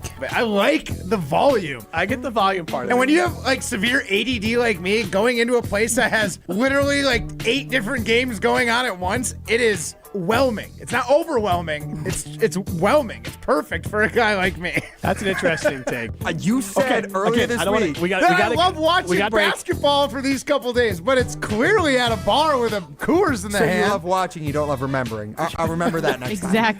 Broadcasting live from the Everlight Solar Studio in downtown Madison, alongside gold medalist Matt Hamilton and downtown Molly Brown, here's Jim Rutledge.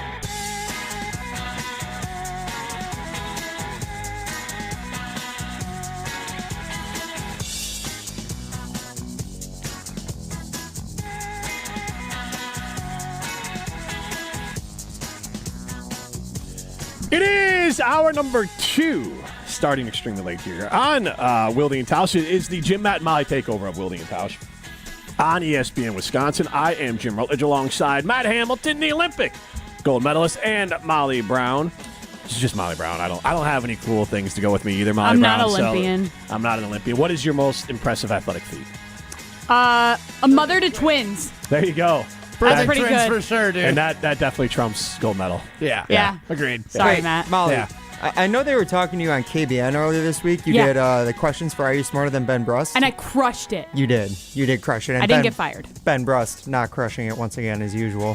But what was the nickname that he said your dad had for you back in the day? I'm not saying it again. Why not?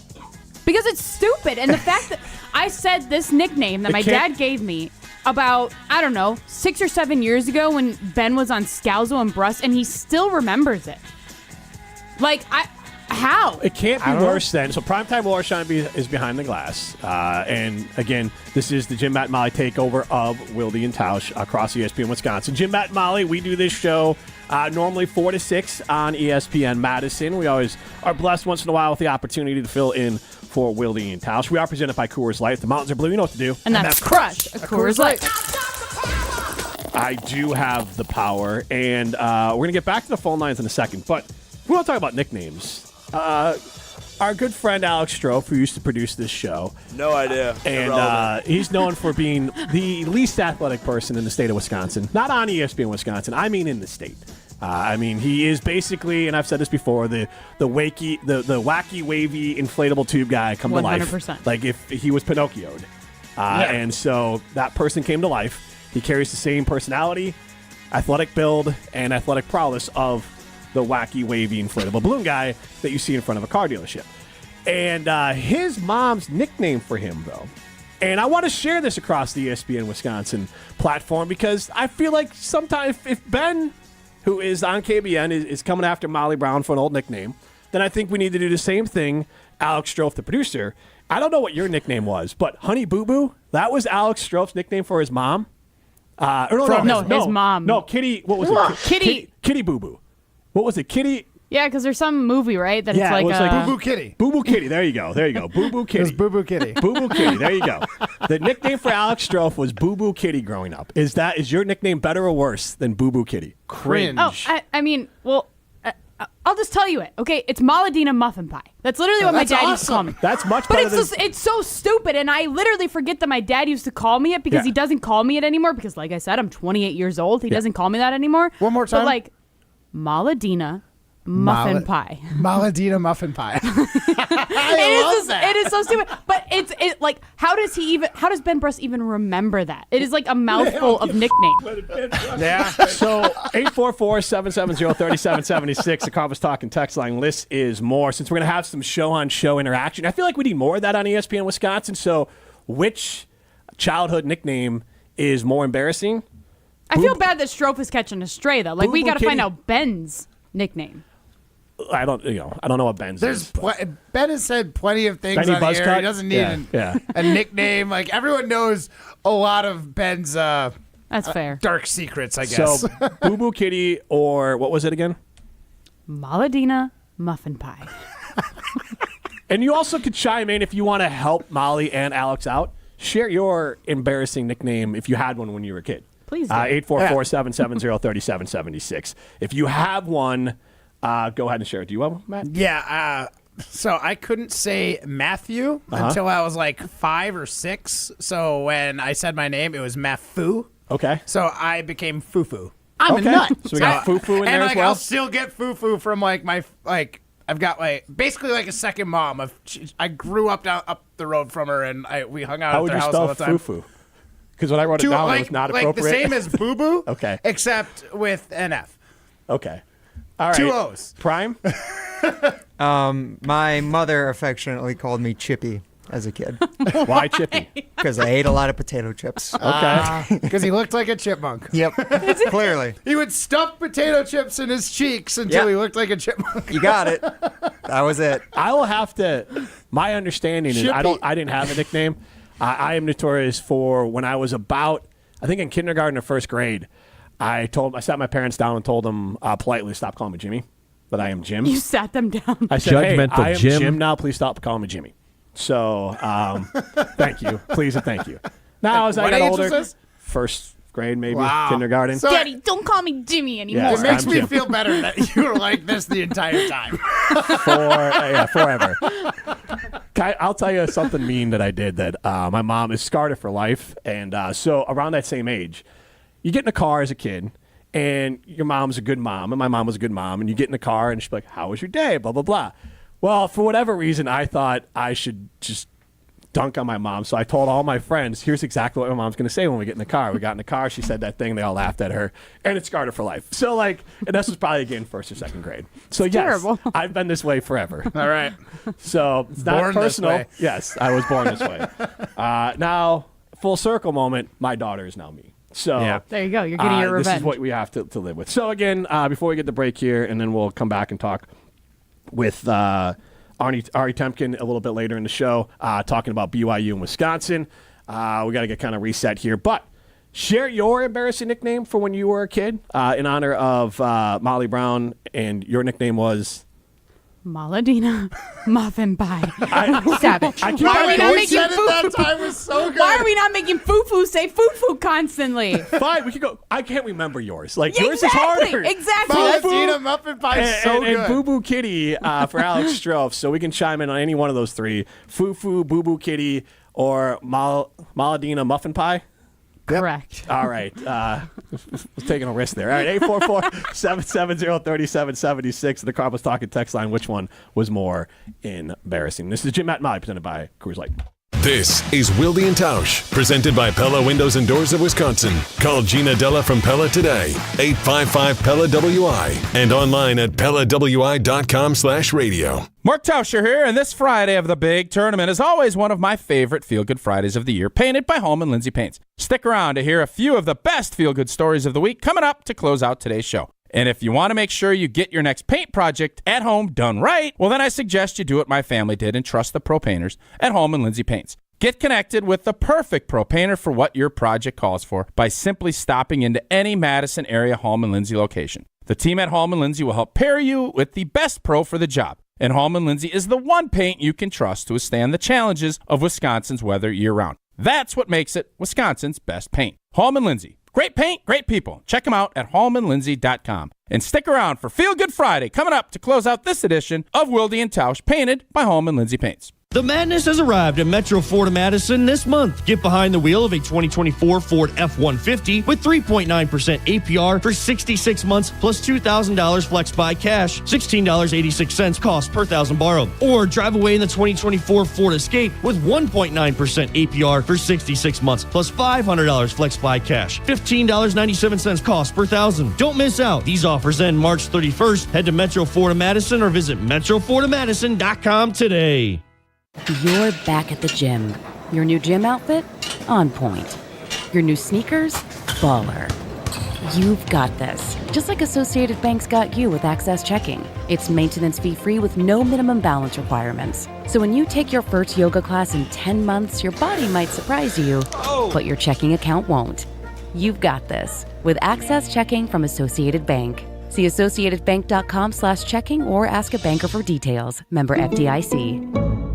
Mark Tauscher here for Pizza Hut. Well, this time of year, it feels like every day is a big game day, and you need a winning pizza lineup to celebrate. Pepperoni, sausage and mushrooms, or ham, pineapple, and bacon? Well, the choice is yours. And right now, you get a large, 3-topping original stuffed crust pizza for just $11.99 at Pizza Hut. Available for delivery or carryout, you can create your perfect pizza no matter the game plan for just $11.99. Order now on the Pizza Hut app or online at pizzahut.com. No one out-pizzas the Hut. Being a Pella consultant means helping people build their dreams. Customers really appreciate just how prepared we are. All the samples, the videos, pictures. We are with you from start to finish. You literally have a friend from beginning to end and beyond with your project. Our Pella team simplifies the process, taking time to listen and find the right solution for you. And right now, get windows as low as $22 per month and doors as low as $89 per month. Visit PellaWI.com today. Certain restrictions apply. It's 3/31/2025.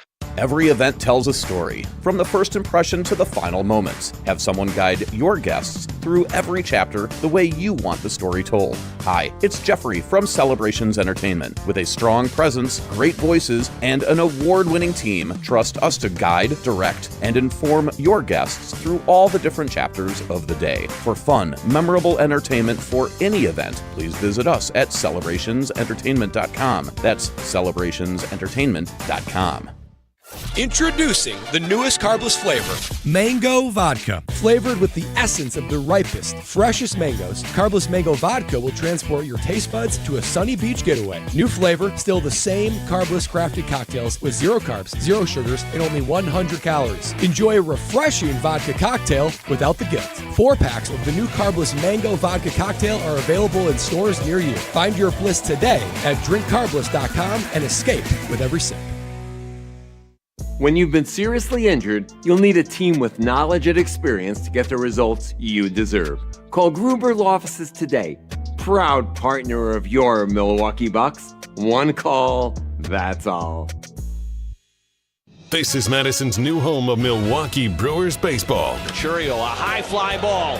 Back, track, bye, baseball! 100.5 ESPN, your new home of the Milwaukee Brewers.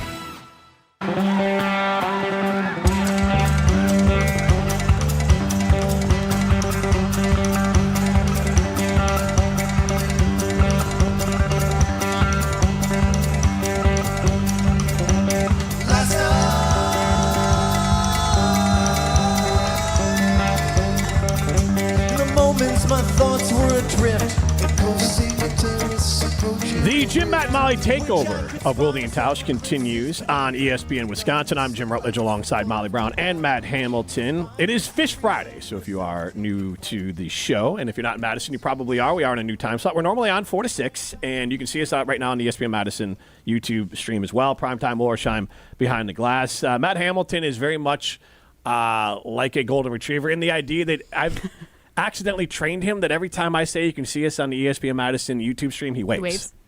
Hi. Hi, Mom. It's Foo-Foo. I just want you all to know that I'm here for you.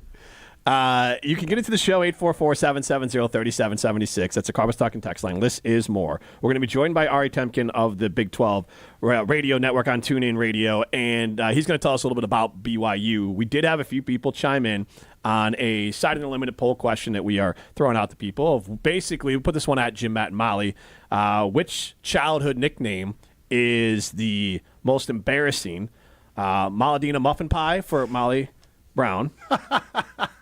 Boo Boo Kitty for Alex Strofe, or Foo-Foo for Matt Hamilton. We also asked in a show of solidarity if you have a nickname from childhood that you want to share. You can, 844-770-3776 on the Carbus Talking text line. List is more. And again, my understanding, and like trying to confirm this with my brother, there wasn't any for me, but I was also just notoriously always an ass. And so I nipped in the bud when my parents called me Jimmy. Now, as an adult, people call me what they want. I don't really care. Different people have called me many different things, some nice, some not so nice, and I'm fine with them all. But Judgmental Jim. Judgmental Jim is definitely one of them. Leroy in Plain, Wisconsin says, my nickname through school was Brass Onions. I have to change a little bit there. It was not necessarily fully his nickname, but I am going to go and change that to Onions instead of the other one. I'm not sure if the other one's inappropriate, but we're just going to change it to Onions. You can get the idea of it. And then we had another one, basically Mike from Madison chimed in, of the Whiners. So basically Mike the Whiner was his nickname as a kid. It was an SNL skit about a family of complainers called the Whiners, and his parents would relentlessly call him Little Mikey Whiner in a high-pitched, whiny voice. That was always a lot of fun. On the YouTube stream, Josh chimes in with Josh the Squash. Okay. Josh the Squash. That's pretty good. Yeah, and the whining thing would be definitely, obviously, if you're a parent, you kind of got you got a lot of nicknames for whiners. My kids, Nola, her name's Magnolia. She goes a lot by Nola Bear. But other than I'm probably the last person that calls her that. She seems fine with it. She's still 8. But I would say when she grows up, that will be hers. A couple of years, that's good. The bear, you're gonna have to drop the bear. I agree, but it's still better than Boo Boo Kitty or Molly. She's gonna sit you down and be like, Jimmy, yeah, you should call me. No, see, here's the thing. I have hope. She is, and my wife's super sweet and nice, but Nola, I don't know whose child. She is the nicest, sweetest human being I've met in my life. Like, nobody thinks about anyone more than her, and nobody's more sympathetic and empathetic than her. I don't know. Basically, she saw the rest of us and said, and basically me and my older daughter, Rosie specifically, and said, I'm going to do the opposite. So she might not do it because she might just be better than the rest of us. But to your point, she has every right to. Yeah. Absolutely.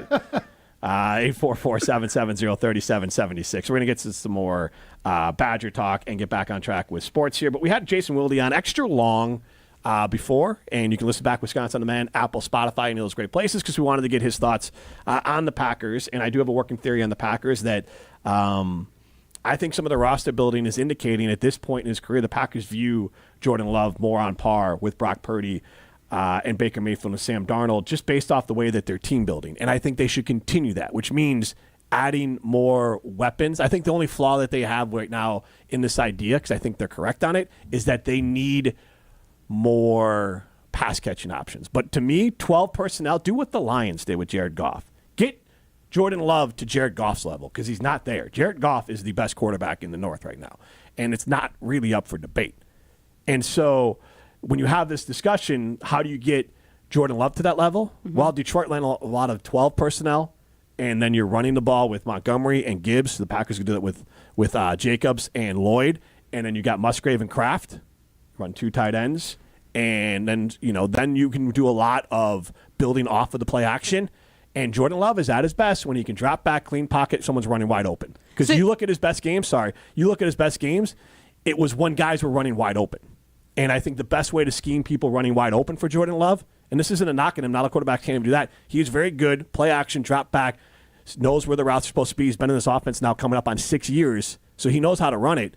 If someone's running wide open and he's not facing pressure, he can deliver that ball on the money. It's when things are not wide open or he's under pressure that he becomes more pedestrian. Which I think is probably pretty accurate for most quarterbacks, like you were saying. But do you think that Jordan Love basically needs to be groomed to be a game manager? If you're saying he needs to have all these pieces around him and you were comparing him to Brock Purdy before, is that what he needs to be? For now, he still could get to Jared Goff level. I think game manager is in the right term for Brock Purdy. And I think Brock and Love are probably closer peers, but Baker Mayfield is a guy that he's better when he has better players around him. And I think that's most quarterbacks. So I don't know what you want to call that category. I think game manager is a bit too negative, but they're not win because of. You're win with guys. And that's where I think Jordan Love is. That's where I think most quarterbacks are, is you can win with this guy. There's very few. Jalen Hurts, I think, is still a win with. And what did the Eagles do? They surrounded him with talent, and they added Saquon Barkley.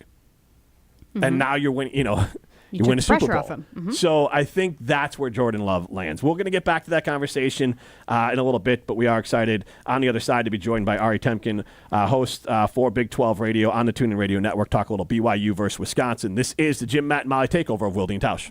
This is Wilde and Tausch, driven by Zimbrick Chevrolet in Sun Prairie on 100.5 ESPN. See their full inventory at ZimbrickChevrolet.com.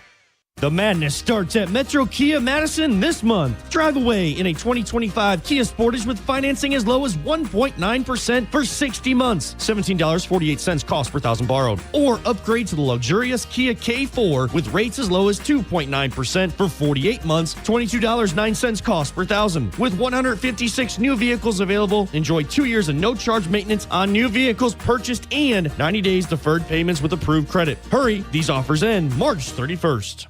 Look what we have here. It's the refreshing deliciousness of a Pepsi mini can. It's the perfect complement to any meal. The dash of indulgence your day was dreaming of. The sip that'll have you singing Pepsi. Nope, not again, Steve. Let's take a cue from the Pepsi mini can and pack all that awesomeness you're feeling into a much smaller treat for everyone. Deal? So, big awesomeness, smaller size. I think I've got just the thing. Pepsi mini can. Mini can, big taste. Is it Waukesha or Waukesha? Brat or Brat? Is it ever okay to vacation in Minnesota? Wisconsinites can't agree on everything, but we can agree getting paid earlier is better. That's why UW Credit Union is making members' direct deposits available up to 2 days earlier. Early payday at UW Credit Union. Join today. Federally insured by NCUA. Visit uwcu.org for details. Free Food Friday on ESPN Madison is brought to you by Vintage Brewing Company. Whether you're looking to get carry-out, delivery, or dine-in, Vintage Brewing has lots of great options on their menu. Vintage Brewing Company prides themselves on being a great place to hang out and enjoy classic Midwestern hospitality.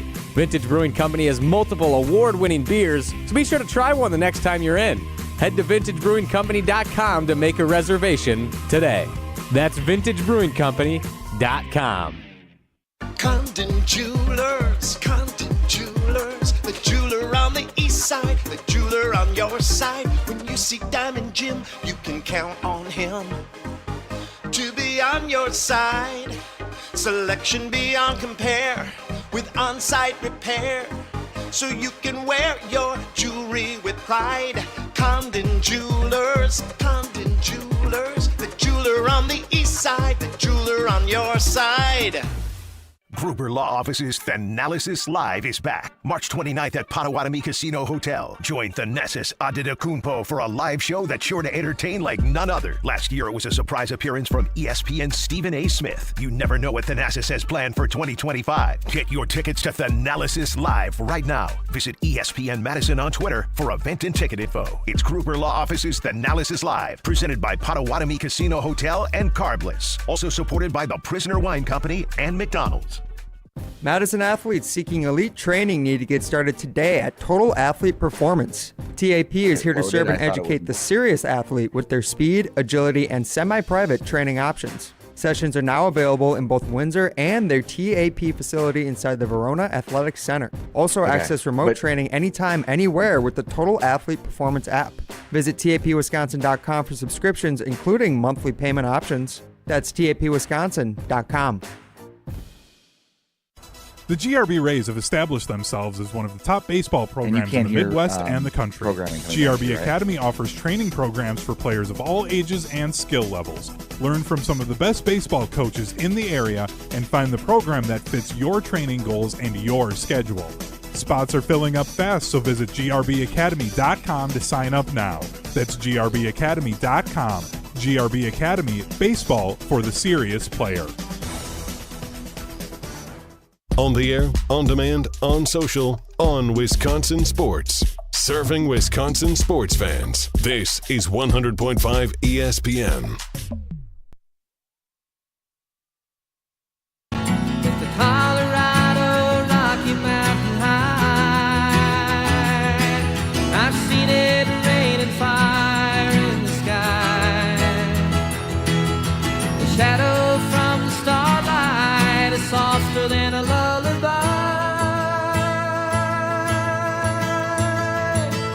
Rocky Mountain High, Colorado. Jim, Matt, Molly continues live from the Everlight Solar Studio. A little John Denver, Rocky Mountain High. I did tell Ryan initially I didn't recognize the song.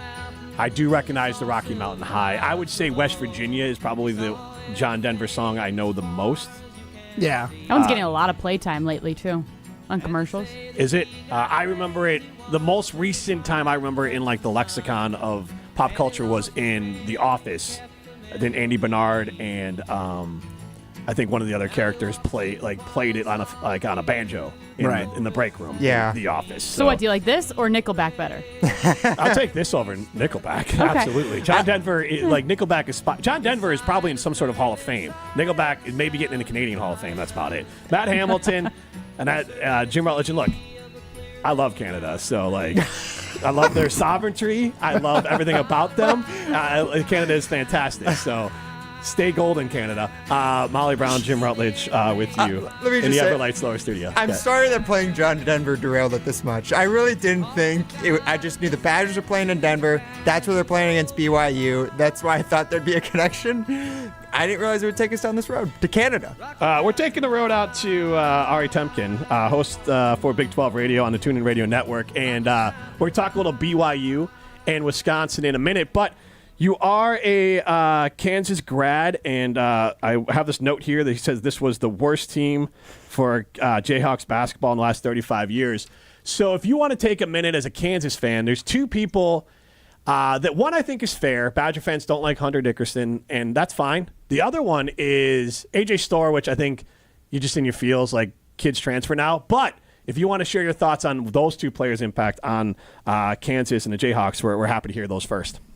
Yeah, no, I appreciate you guys having me on. Really excited to be on here. It was actually 37 years, Jim. I said 35, but it's 37. So Roy Williams' first year. Larry Brown won the national championship with Danny Manning and the Miracles in '88.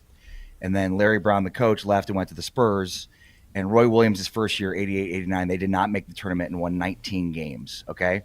They've made the tournament subsequently every year since then. But they won 21 ball games this year, which is basically the least since 19 in 88, 89 when they didn't make the tournament. First time they are out in the first round since 2006. I mean, it's a crazy standard. There's no doubt about that, right? I mean, for most teams in Division I college basketball, making the tournament is, that's a success, but not for Kansas, and certainly not in Bill Self's tenure. And, it's funny you say that about Dickinson, because I think as he leaves Kansas, Hunter Dickinson is probably disliked by Kansas fans more than anybody. And I mean, the truth of the matter is, like, that dude worked his tail off, got beat up for 2 years. I mean, look, he made some money, and good for him, because he's going to now play overseas, professionally. But he had a horrible ball game last night. I mean, they absolutely could not close this game out. It was crazy. One of their, KJ Adams, who's from the Austin area, he went down, basically tore his Achilles late in this game, was having a great game. They were up 67-64, and then they just proceeded to turn the ball over on every single possession. Finally, their last bucket came with 13 seconds left. So, but they completely fell apart at the end of this game when KJ Adams got hurt. But Dickinson, just down the stretch, turnover after turnover, which it was just the perfect metaphor for this horrible season for them. It really was, because it was just this. I mean, they beat Michigan State and Duke and started 7-0. Wow. I mean, think about that. They started 7-0 with wins over Michigan State and Duke. And they lose as a 7 seed with 21 wins in the first round. Wild. And Arkansas was another best player. And by the way, on Store. So Store had a miserable season, got a lot of money, obviously, played very well. He scored like 19 points against UCF in the Big 12 conference tournament, and then went off last night. Played about as well as he could have played. So in the biggest games of the season, you could say Store showed up. But yeah, it was he wasn't enough to save this horrible season for Kansas. So with Kansas, the way you talk about them, and this is more of a big picture discussion about Badger basketball specifically, because I guess I, for one, was hopeful that Bo Ryan, who never missed the NCAA tournament, never finished lower than 4th in the Big Ten Conference, won 30 games a couple times during his run, got to obviously multiple Sweet 16s, 2 Final Fours, a championship game, and I thought maybe he would be the Roy Williams. We never really had a Larry Brown into Roy Williams, but like the Roy Williams for Wisconsin basketball. I think he only lost in the first round of the NCAA tournament one time. I think he ended on like a 9 or 10 game streak of at least winning one game in the NCAA tournament. And Wisconsin is not that program anymore. And the question is, it's not a bad program, but when you talk about Kansas being embarrassed in one of their worst seasons in 37 years with 21 wins, that seems to be a pretty regular sort of season for the Badgers. They're having a better year this year. But what do you think with the NIL and obviously the amount of money that Wisconsin spends on the football program? Like, what is your outside look at Wisconsin? And Kansas is starting to get there, but I mean, that's, Wisconsin football is Kansas basketball. That's our deal. Yeah. Right? So is that are we destined to be Kansas football version of basketball? Is kind of my question here from the outside looking in. So what's interesting is you got a guy at Iowa State, TJ Otzelberger, who is from the Milwaukee area. He's playing a first-round game here coming up against Lipscomb in Milwaukee. He helped to recruit as an assistant at Iowa State Tyrese Halliburton to Iowa State from Milan Momcilovic, who was hurt for a big portion of this year for Iowa State, obviously from Wisconsin. There's a ton of talent coming out of the area. It's going to Iowa State right now. TJ Otzelberger has got it cooking. The guy from Milwaukee is getting everybody to Iowa State. And Halliburton is helping too. I mean, he's vocal on social and reaching out to guys from the area, and they're playing a tournament game there. Couldn't have worked out any better for Iowa State. And that's obviously huge for the Big 12. But look, there's a ton of talent in that state. We know that, right? So that's a huge part of it. There's no reason that Wisconsin can't be competing for Final Fours. And once you get there, it's you got to catch some breaks with health and everything else. Like in sports, you guys know this, like health, there's a lot of luck involved in things like that when it comes down to these marathon seasons. Football's the same way now. I mean, you got to play, think about it, playing for the national title now with the playoff, and it's only going to expand. You got to win 18, 19 football games, or 16, 17 football. It's incredible. It's insane the type of depth you need to win, because there's so many games. And they're going to expand the NCAA tournament eventually to 76 teams. I mean, it's only a matter of when. Same deal. Like you're like all these teams. It's all about staying healthy at the right time. Wisconsin takes on BYU tomorrow night at 6:45 on CBS. What are your thoughts heading into that matchup? Give us some insights on BYU. Yeah, I love this BYU basketball team. So I mean, they have not had a lot of tournament success. BYU has the most tournament appearances, 32 without a Final Four, and I mean they just won their first tournament game since 2012. So it was a big time win for them, and a lot of people picked VCU to upset them, and they took care of business. This is a 3-point shooting team, so it's crazy that they were outscored significantly for the 3-point line. I mean, VCU hit twice as many threes as BYU, and they still won by double digits. So, or what, 9 ended up being the final score. So, Yegor Demon had a fantastic game. He's a true freshman. He's a guy that's a potential to be a top 5 pick in the NBA draft. And like the difference with BYU now is they've got this guy, Kevin Young, who turned down the head coaching job of the Nets a few years ago. Longtime NBA assistant coach. And this is like the future of college basketball coaching. When you talk about like the Jay Wrights and the Roy Williamses, those guys like retiring, Krzyzewski moving on, not wanting to coach in this, NIL era, like Kevin Young, NBA assistants. Utah looks like is I think going to hire Alex Jensen, the assistant for the Mavericks. So Young, I mean, he was a longtime assistant with the Suns. He's got, Kevin Durant and Chris Paul. I mean, Chris Paul's second life of his career was attributed to Kevin Young. He's got these guys calling recruits, just been, vouching for him and talking about how good of a coach he is. And it's the proof's in the pudding. I mean, to me, this is the most underrated team, and he's the most underrated coach in college basketball. Obviously, I know this is the Wisconsin's opponent here, and I'm speaking very highly of BYU as a Big 12 team. But seriously, like it's really interesting what they've got going on. They're pouring tons and tons of money through their NIL program to fund this. They've got AJ DeBansa, the number 1 player in the country, coming in next year. And I mean, they're, more on the way again, because they, not just the money, but the ability of this guy to, to coach and the track record that he has, and NBA guys calling him, that helps. And I'll tell you the other thing, just watching them, they just run a lot of NBA type sets. They a lot of NBA motions and stuff. And so they're a fun team to watch. This should be a really good basketball game. I mean, Wisconsin, they're never out of any game. So, I mean, and for BYU's lack of success in the tournament to get to the second weekend, that would be incredible for them. But, there's been a lot more success for Wisconsin in that department of late than for BYU. But, the 3-point shooting is the key. And the fact that they won the game against VCU really on the inside with Demon as their true freshman, who at times has looked like the stage is too big. Like this team is very deep. Very good 3-point shooting team. And again, they showed their versatility because, the ability in this, when you got to win 6 games to win a national title, you have to play different styles. And the teams that can do that are the teams that advance. The teams that can't aren't the teams that aren't going to advance. You don't make me feel any better about this matchup, if I'm being honest. Well, I want to say Badgers this part fan. of it. BYU, I mean, they could be. This is not Jim McMahon and Danny Ainge's BYU, and this program is spending money, maybe what I'm reading more than any other program is. So, like, the players now are legit, as Ari's touching on, but like, this is a program that is going to be hanging around for a while. So this isn't like any preconceived notion you have what BYU is. Throw it out the window when you're getting ready to watch this game. And the thing is, BYU got underseeded because of the LDS thing, and they can't play on Sunday. So they always get they always get the not the benefit of the doubt there. Yeah. Sorry. Okay. All right. Fair enough. My question is a little bit more related to like the athleticism of both teams. BYU, every home game, 4,500 feet of elevation. They're going to Denver just a little bit higher. Badgers, for all intents and purposes, almost sea level. Do you think, like, obviously the Badgers have been out there for a little bit now, but I've competed in Denver as a curler, not nearly to the endurance level that a basketball player needs.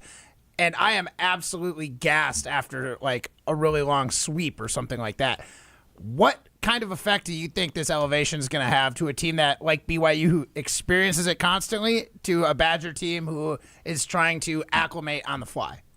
Look, you just said it, right? I mean, you've done it, and it makes a difference. They're absolutely used to playing at this elevation, and it's funny because I just said like, oh, they're usually underseeded, but that's part of the luck factor here is location. That's huge, and so I think that's a part of it. Who's the more athletic team? Will there be more of an advantage there too? I mean, that's a question. I mean, BYU has just interesting lineups. They can mix and match. They really could go 9 or 10 deep, and they will, because they got, and especially of late, this guy Kiba Kita, he is just a freak athletically, rebounds, blocks shots. He gets up and down the floor. He really helps in the offensive glass. I mean, BYU, I think aside from the 3-point shooting, their ability to rebound is so key. So like Wisconsin, if they can win the rebounds, that's where they're going to have a shot, I think, of this game. But there's no doubt, like you said, the elevation thing is a huge advantage for BYU here.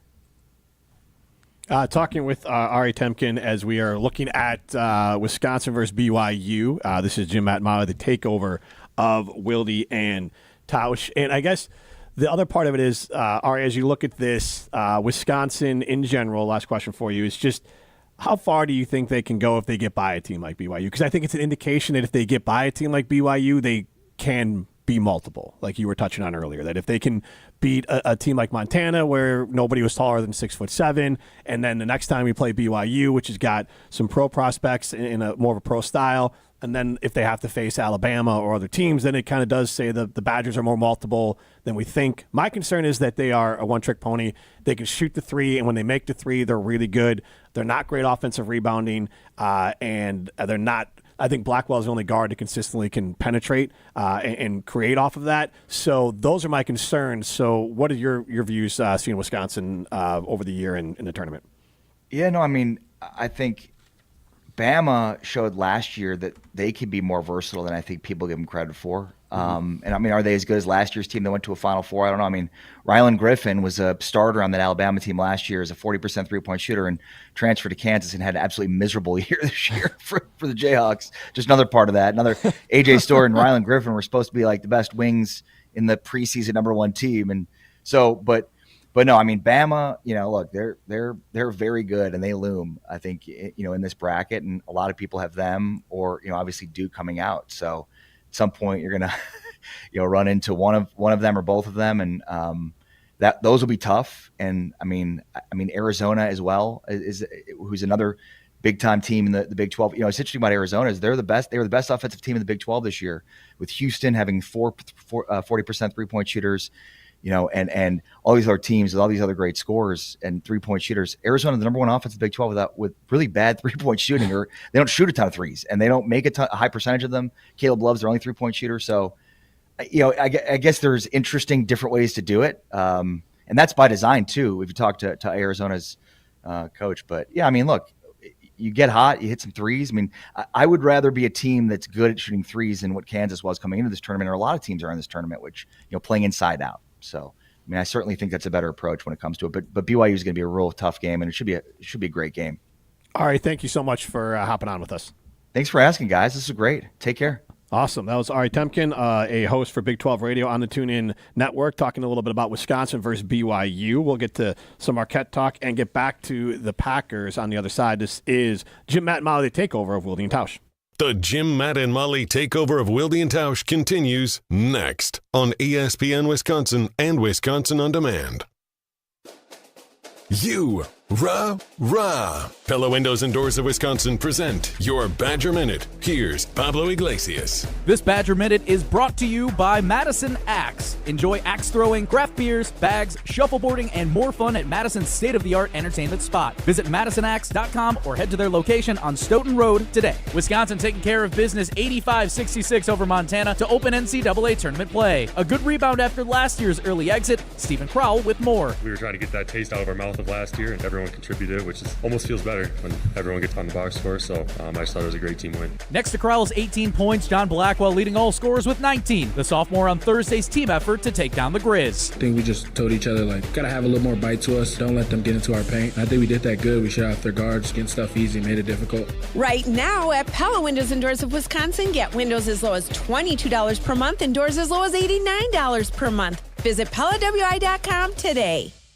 Mark Tauscher here from one of my favorite places, Pizza Hut. from settling in at the opening tip to an extra slice during the 7th inning stretch, make the delicious options from Pizza Hut the perfect addition to any game day this time of year. Having the whole crew over to your place for the night, or getting home just in time on your own to see your team in action. Well, either way, Pizza Hut has you covered. Order the original stuffed crust pizza, the OG, the GOAT, the one and only. Others try to copy, but none are like Pizza Hut. Take advantage of this championship deal right now at Pizza Hut. You can get a large 3-topping stuffed crust pizza for just $11.99. Well, you know I've loved Pizza Hut going back to the days when I was a kid participating in their legendary Book It program. It was great then, and it's great making new memories with my family now. Hurry in or order online today at pizzahut.com. No one out-pizzas the Hut.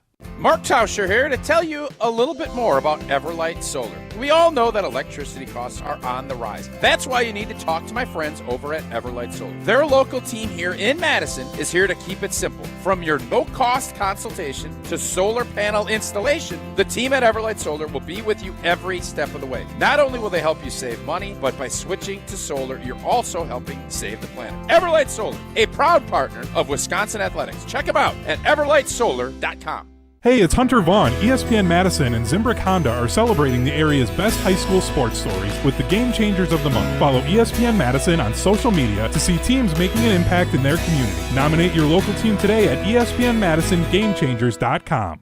When you've been seriously injured, you'll need a team with knowledge and experience to get the results you deserve. Call Gruber Law Offices today.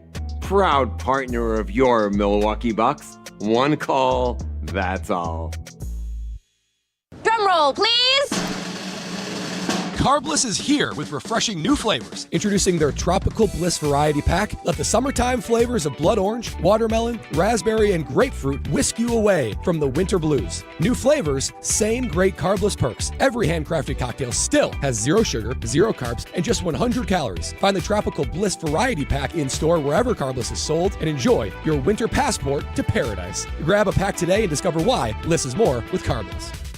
Hold your friends close and your rivals closer on Jim, Matt, and Molly. But then you're also getting passed by the other teams. Look at the Lions. Look at the Vikings. Look at even the Bears. The moves that they are attempting to make. And that's just in your division. That's not even in your conference. Right. And I don't disagree that we need to keep up with the Joneses, as they say. The other teams around us. They need to be the Joneses. That's what they need to be. Jim, Matt, and Molly, presented by Coors Light. Weekdays 4 to 6 on 100.5 ESPN. For official rules and more information about every contest on 100.5 ESPN, visit ESPNWisconsinContests.com. That's ESPNWisconsinContests.com. You're listening to 100.5 ESPN and the ESPN app. We're on the Brewers. They're really good at identifying talent. They're really good at developing talent. Because we're on Wisconsin sports. This is one of the best organizations in Major League Baseball. 100.5 ESPN. When I see the connection, though I see, I don't stare. Though I see. Fish Friday continues on the Jim, Matt, and Molly takeover of Wilde and Tausch. I'm Jim Rutledge alongside Molly Brown and Matt Hamilton. You can see us on the ESPN Madison YouTube. And thanks to everyone across ESPN Wisconsin for listening. We are doing some of our own little bits here on the show as well. We normally are on 4 to 6. If you missed any of our interviews so far, we had Jason Wilde on to talk a little bit of Packers, and we had Ari Temkin on to talk a little BYU versus Wisconsin. Those are both available, Wisconsin On Demand, Apple, Spotify, any of those great places. But now we're going to do something that we do on our show, which is basically, everyone gives a prediction, but nobody actually wants to be held accountable for their prediction. So that's the general idea for this segment. We're not saying it's gonna happen. Let it ride! But if it does, then we want credit. Say that again, because that is an amazing take. I told you all. If not, well... Don't quote me, boy, because I ain't said... Yeah, guys, as Jim set it up, it is don't quote me here, guys, because as Jim said, we don't like to be quoted for the predictions we make on the show. Because who's ever right with these? Just like our brackets. Guys, do you think our don't quote me's will do better than our brackets are doing so far? Apparently not Molly's, though.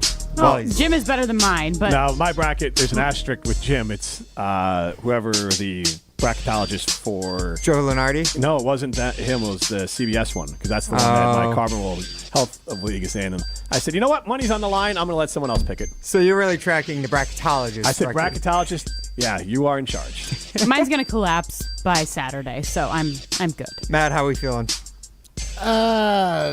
Not great. Okay. Not great. All right, well, hopefully our Don't Quote Me predictions do a little bit better. So this is where we want to make some long shot predictions because, they got to be something that's a little spicy. But if they don't hit, you can't hold us accountable because you can't quote us. But if they do hit, we do get to take the credit. So Jim Rutledge, why don't you start us off? I know you always got predictions about college basketball as the host of the Jump Around. Yes. That's the first one here. And you can hear the Jump Around or watch it on ESPN Madison's YouTube. A Badger-dedicated digital show that has Nolan Winter on once a week as well. It's 12:30 on Thursdays is when the show starts with me and Pablo Iglesias. So we're going to do our long shot predictions around the Badgers and Marquette because we are on in Milwaukee and across the state. And, again, I like Marquette. So I guess what I'm going to do here to be Mr. Positive and to pull Matt Hamilton and endear myself to the listeners across the state, I'm going to say Marquette and Wisconsin are both going to make the Elite Eight. That's where their run's going to end. But I think both those teams are going to make the Elite Eight. And is that a bold enough prediction? I feel like that's pretty bold. That's very bold. All right, both in the Elite Eight. That's my bold prediction. I got Marquette and Wisconsin both in the Elite Eight.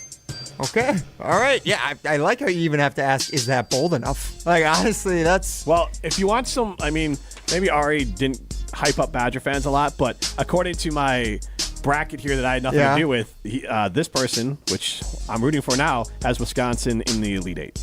Okay. So he has it's probably taking on Duke. No, I don't want to say what he has Marquette doing. Yeah. That didn't go as well. Okay. Maybe losing to Mexico. But I hope that doesn't happen. All right. Well, Molly, you take us off next. What is your long shot, don't quote me prediction? All right. So he thought that he was bold. I predicted that both Wisconsin and Marquette were going to go to the Final Four. You're drunk. Some of my brackets actually do have this happening. And unfortunately for my bracket, I had Michigan State defeating Marquette. So that's not great for my bracket if this actually does pan out, but it's great for Marquette and it's great for Wisconsin. So I do have Florida winning it all, though, if those two teams do end up going to the Final Four. Are you following along with my boop, boop, boop, boop, boop? This is my whiteboard. You got Wisconsin and Marquette in the Final Four, and you're picking Florida to win it all. Yeah, but that doesn't really matter. Just Marquette and Wisconsin going to the Final Four.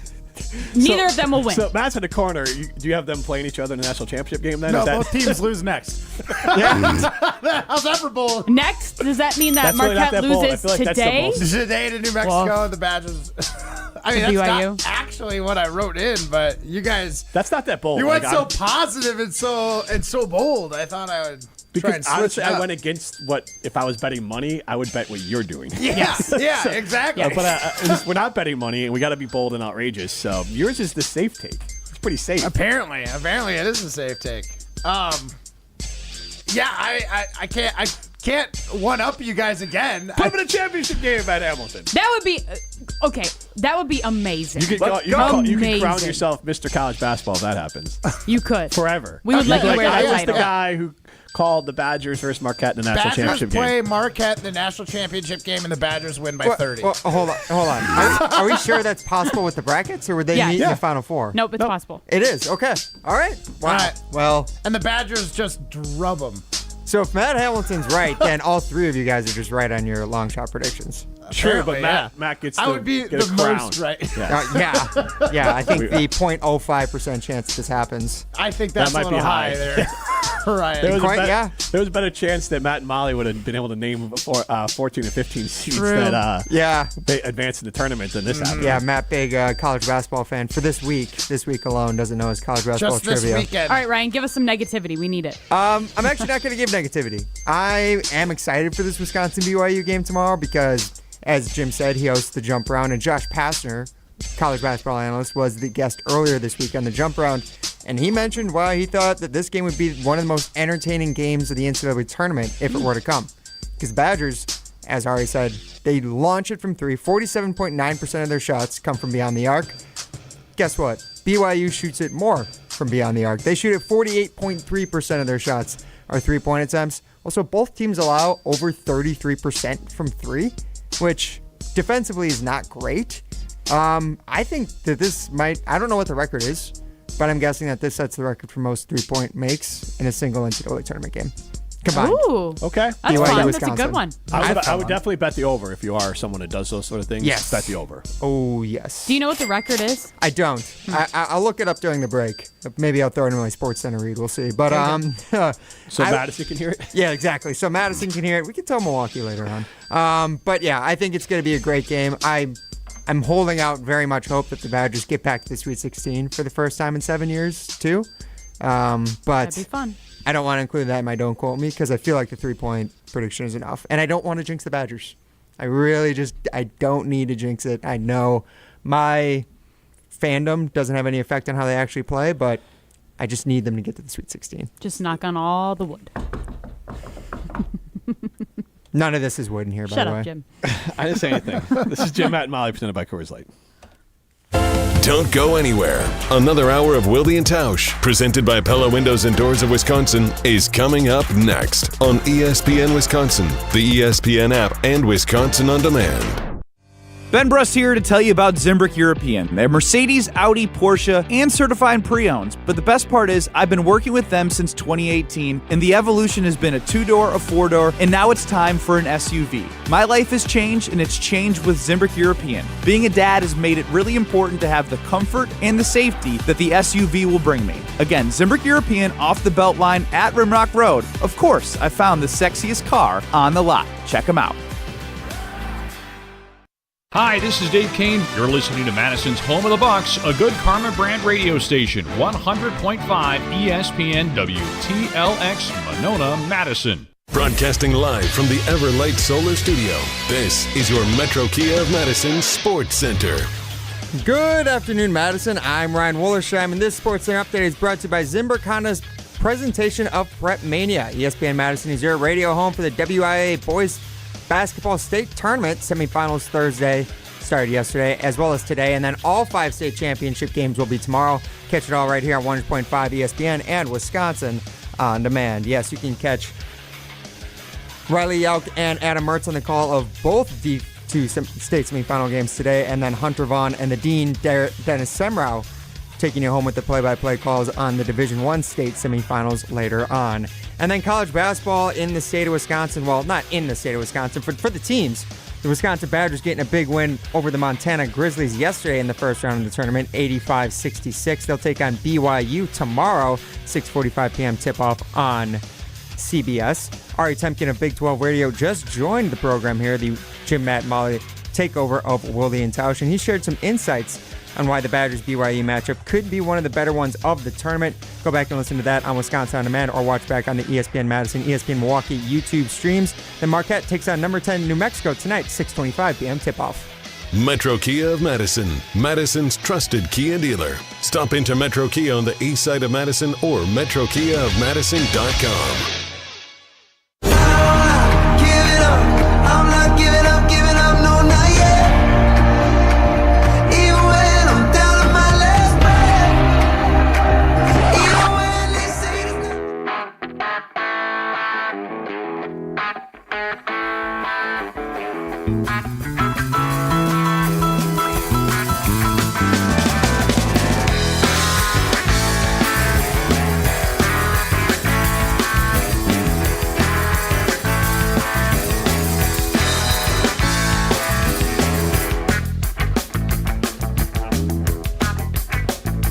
Fish Friday! It's the last hour of Jim, Matt, and Molly, presented by Coors Light. If the mountains are blue, you know what to do. And that's crush a Coors Light.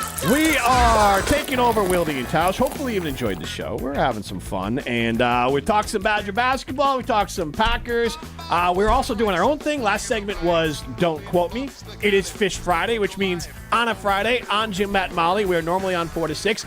We play fish music as our bump back for the majority of the show. We're only 2 hours, so I don't know exactly what our bandwidth is for fish music that is worthy of coming back. I don't know if we have 3 hours worth of upbeat fish music, but shout out to my brother, the biggest fish fan I know, for the idea and pulling some of the songs here for Jim, Matt, and Molly on a Fish Friday. Matt Hamilton, Jim Rutledge, Molly Brown with you. You can see us on the ESPN Madison YouTube stream. You can get into the show. We're not taking calls right now, but we'll get to it a little bit later. 844-770-3776 on the Carbos Talking text line. Like I said, less is more, but like I said, we like to do our own thing in Jim, Matt, and Molly. We like to have some fun, and one of those things, and we have to get it done quickly because the games start in 2 minutes. Molly's game. Hi. I am looking for Molly. I've been searching everywhere and I can't seem to find Molly. This is Molly's Game, hosted by America's favorite bookie, Molly Brown. All right, guys, like Jim said, we've got to get into this because one game starts in less than 2 minutes. So first up, Baylor takes on Mississippi State this morning at 11:15. I want to know over under 67.5 total points in the first half of that matchup because hopefully we'll still be on the air by the time the first half is over. And I want to make it a tiebreaker too. So I want you to guess the total amount of points scored in the first half. We'll play Price is Right rules. Matt, you first. You said the number was 67.5 is the line. I'm taking the over, and I'll go 73 for my prediction. I'll go over, and I'm going to go with 80. In the first half? Oh, I guess that'd be 40-40. Yeah, that's reasonable. You never know with college basketball. Ryan? Take that for data. Life's too short to bet the under. We're taking the over. What was it, 67.5? 67.5. All right, and since it's Price is Right rules, I'm going to Price is Right's Jim. I'm going to say total score 79. Okay. You son of a gun. That would make me so mad if I'm actually on Price is Right. It's funny because Price is Right is always on now, Yes. like before these games. Produced by Adam Sandler, did you know? I did not know that. All right, we have. Thanks for the info. I have to give the insight into this. So I was on the phone with Ryan. Was it earlier this week, like on Monday? I think it was Monday or Tuesday, yes. I was on the phone with Ryan, and we were talking. He goes, complete side note, did you know Adam Sandler produces or directs The Price is Right? And I said, that can't be right. At best, maybe he's like an executive producer. Maybe he pays for it, or, like you see it a lot of times in movies where people get the executive producer tag on things. So then I Googled, and Adam Sandler does direct and produce The Price is Right. It's just not that Adam Sandler. Oh, so there's two Adam Sandlers. And they came to the Adam Sandler on The Price is Right started on The Price is Right the same year that Billy Madison came out. So it's not like he was wrong to keep his own name. So how do we know for a fact? Because I looked it up. Have they ever been in this Google's always room right. together? Yeah. It's not. Everything on the internet is true. It's the Price is Right website. Yeah. Indicates who the person is. Okay. It's Is on this headshot or what? It's on IMDb. Yeah, there's pictures of the person as well. Oh. It exists in the world. Does he look like Adam Sandler, though? That would be hilarious. Not particularly, no. Oh, okay. Gosh. Imagine if Jim was named like Michael Jordan. He's born in the exact same year, too. There is a Michael Jordan Michael actor. B. Jordan. Yes. But he's born like 20 years later, right? He was named after. This would be as if Michael Jordan was born and somebody else in the same state. Or Do not think I didn't try to get my kids tied to Jordan, which I did. Magnolia Jean, MJ. Oh. And then I lucked into Rosie being born on the 23rd. So. You see, okay, I tried to have my first son on the ultimate Michael Jordan birthday. It would have been 3/23/23. Whoa. That would have been amazing. But he came on the 22nd. Dagger. Bad timing. Kids. Next one, guys. Number 15, Robert Morris. They take on number 2, Alabama, this morning at 11:40. Alabama is favored by 22 points. Does the Crimson Tide cover, or will we see an upset? Jim.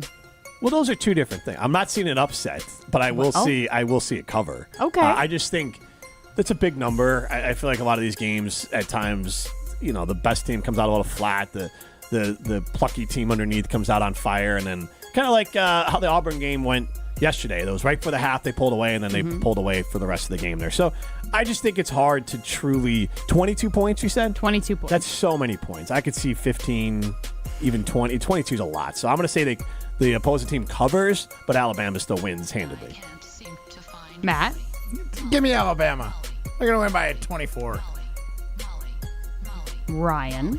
22 points. Yeah, like Jim It's a said, lot. 22 points is so many points. Who are they playing again? Robert Morris. Robert Morris. Just the person. Yeah, I One like guy. that. I like that name. Robert Morris. I'm going to say that they cover. Bama does not. All due respect to Robert Morris, but doesn't that sound like a school that started as like a tobacco science school or something like that? A tobacco science school? Because I think it's because it's located. Philip Morris with tied to tobacco and cigarettes, but like Robert Morris sounds like a school that like initially it was created to like the science of making tobacco. Sure. I looked up Robert Morris, and it just comes up with a guy, a televangelist. So where's Robert Morris? There are a lot of University schools located? just created by televangelists to make some money.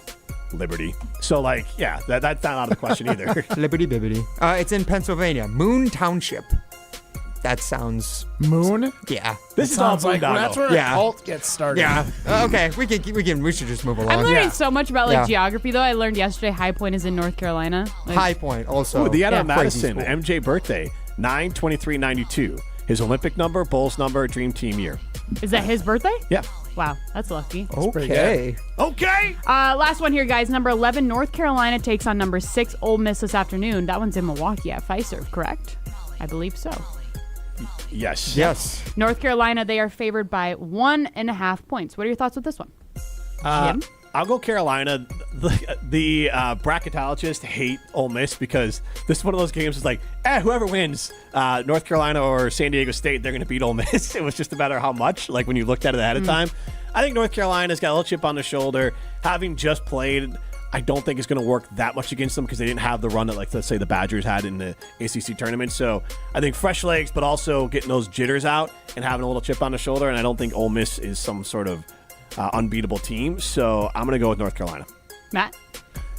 I don't want to give it to the play-in team. I'm going to go Ole Miss. You hate those play-in teams. SEC, good teams. Steel sharpens steel, Ryan. So I'm going to stick with Ole Miss in the favorite there. Ryan? I'll go with North Carolina. I think North Carolina, because of all the hate they got about being the team that shouldn't have gotten into the Final Four. Well, they really have to prove the first four, I should say. Yeah, they feel like they have a big chip on their shoulder, and I think they're just going to go on a Cinderella run, which is weird to say for a team that's a blue blood to go on a Cinderella run, but that's what it would be. They're an 11 seed. For sure. We will see. Gruber Law Offices Thanasis Live is back March 29th at Potawatomi Casino Hotel. Join Thanasis Antetokounmpo for a live show that is going to entertain fans like none other. Last year, Thanasis surprised the MVP Giannis Antetokounmpo with a surprise appearance from ESPN's Stephen A. Smith, so you never know what Thanasis has planned for 2025. Visit ESPN Madison or Twitter for event and ticket info. Excitement and entertainment you can't get anywhere else. This is Jim, Matt, and Molly. This is Wilde and Tausch, presented by Pella Windows and Doors of Wisconsin. Call Gina Della from Pella today, 855-PELLA-WI, and online at PellaWI.com/radio. Mark Tusher here for Chalmers Jewelers. I've been a big fan of Scott, Garrett, and the whole team at Chalmers Jewelers for years now. I go there, my friends go there, and most importantly, my wife loves it whenever I get her something from Chalmers Jewelers. It's my go-to spot for birthdays, anniversaries, and any special occasion. For quality jewelry and a great experience, choose Chalmers Jewelers, the place to go for that perfect gift. Stop at Chalmers Jewelers in Middleton and Madison. Chalmers Jewelers in Middleton and Madison.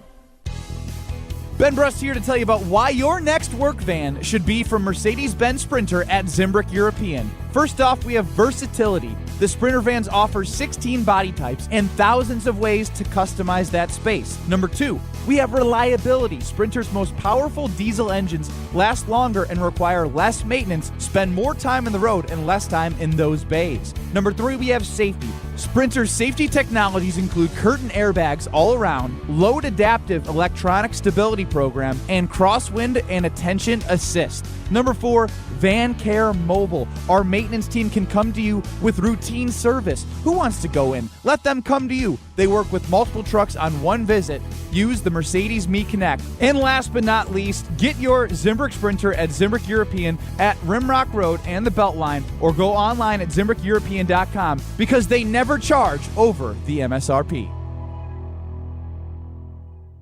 Outside In. That's what we call our Outdoor Living Unlimited showroom at 2018 South Stoughton Road. All the cool stuff you want outside in your yard displayed inside. Patios, decks, pavers, and an automated pergola, fire pit, outdoor kitchen, a putting green, and in-ground pool. Even a converting 3-season room that's either outside or inside. We are Outdoor Living Unlimited. Your outdoor living potential awaits you at our Outside In showroom, 2018 South Stoughton Road. OutdoorLivingUnlimited.com. Zimbrick Honda has been a proud part of the Madison community since 1973. They're your one-stop shop for over 250 new Hondas to choose from. Whether you're looking for a sedan, SUV, or truck, their selection of new vehicles is second to none. Stop in today at their location on Fish Hatchery Road and lease a 2025 Honda Passport EXL for as low as $349 per month. Or browse their vehicle selection online at ZimbrickHonda.com. That's ZimbrickHonda.com. Shop local, shop Zimbrick Honda. Being a Pella consultant means helping people build their dreams. Customers really appreciate just how prepared we are. All the samples, the videos, pictures. We are with you from start to finish. You literally have a friend from beginning to end and beyond with your project. Our Pella team simplifies the process, taking time to listen and find the right solution for you. And right now, get windows as low as $22 per month and doors as low as $89 per month. Visit PellaWI.com today. Certain restrictions apply. It's 3/31/2025. The pulse of the Milwaukee Bucks, straight from a Bucks legend. Can't get it off. Marcus Johnson will, though. Can't leave him alone for a 12. Tap into Here District with Marcus Johnson on Bucks Plus. Marcus and his son Chris offer a weekly beat on Bucks basketball. Get your questions answered and hear from the biggest names in basketball. Find Here District with Marcus Johnson at bucks.com/plus on the Bucks app or wherever you get your podcasts.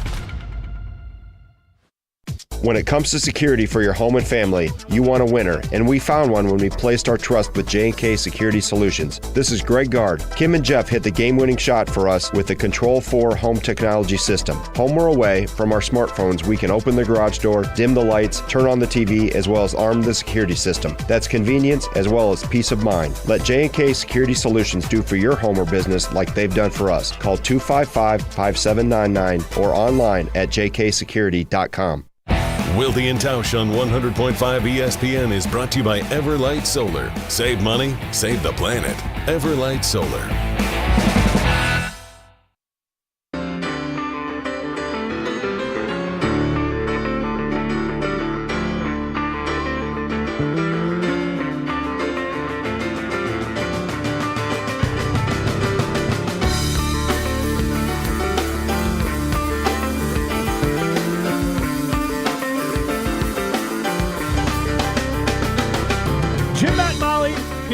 Live from the Everlight Solar Studio. I am Jim Rutledge alongside Molly Brown and Matt Hamilton. We are on the ESPN Madison YouTube stream. Primetime Lorsheim with us as well. Sorry for the brain freeze there. I started to say Everlight Solar Studio, and I said I already said that. So we are taking you up until noon. We have some high school basketball going on a little bit later here on ESPN Madison. But we had Ari Temkin. If you missed him earlier, he talked about BYU versus Wisconsin. Listen back, Wisconsin on the Man, Apple, Spotify, and those great places. We also chatted with Jason Wilde on his own show, and I threw out a theory to him, and he didn't fully poo-poo it, but he didn't necessarily give it a ton of measure there. But I want to give kind of the full background on this theory I have that it's a working theory on the Packers, and by no means is this a shot at Jordan Love, because I think Jordan Love is already established as a good quarterback and a top 13 quarterback in the NFL and could be easily somewhere between. I think he's going to live his career somewhere between like a peak of 7, maybe a bad dip of 14, depending on the players that are coming in. You don't know what Drake May or Jaden Daniels or Caleb Williams, what any of those players are going to be. You don't know what J.J. McCarthy is going to be. There's going to be Bo Nix. Bo Nix is another one. He seemed a lot better than I ever was going to give him credit for. He last gives season. me more of the Brock Purdy vibe, right? And so, that would be the Jordan Love sort of window. Bo Nix seems like his ceiling. If I was grading ceilings, I'd give Jordan Love a higher ceiling. Both are older players. Bo Nix played a lot in college, so it's one of those things we talked about with Jordan Love of, hey, okay, you played a fair amount in college compared to some of the other QBs coming in. I think he played more than Drake May and Caleb Williams, some of these other young guys, Jordan Love in college. Then he sat for 3 years, learned the offense, and then hopped in year 4 and had about 4 good games, 4 great games, and then some solid ones, and then some up and down ones his rookie year. Last year he had a bunch of good games. I don't know if he had a great game mixed in there. And so now so his stats would tell you he's leveled out to be a quarterback who is going to consistently give you good games, and you might get a sporadic great game, but you're not you're not wanting to live in a world where you have to win shootouts with Jordan Love. I think that's fair to say right now for the Green Bay Packers. And I think the team recognizes that, and I think that that's how they're building their roster of there's two ways to do it. And you look at, like, obviously Mahomes and Burrow and Josh Allen, where you are putting the whole, I would say, the whole offense on their arm. That they didn't have, none of those players, Jaden Daniels either, none of those players had top running backs, top 10 running backs. The only top quarterback that would have a top 10 running back was Lamar with Derrick Henry. But we saw with Lamar, he needed another, like, he's a great regular season player, but I think the Ravens said, hey, to take that next step in the playoffs, we might need to have this dual threat running and passing situation here with Lamar and then adding Derrick Henry.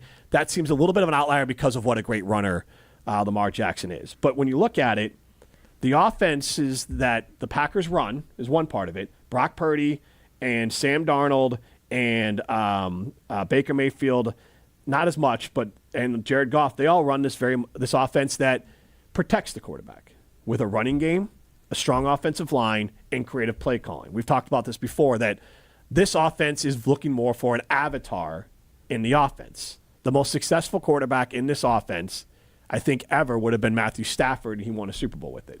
But otherwise, like, this is an offense that is designed to handcuff the quarterback's ability to hurt you. Again, not a game manager.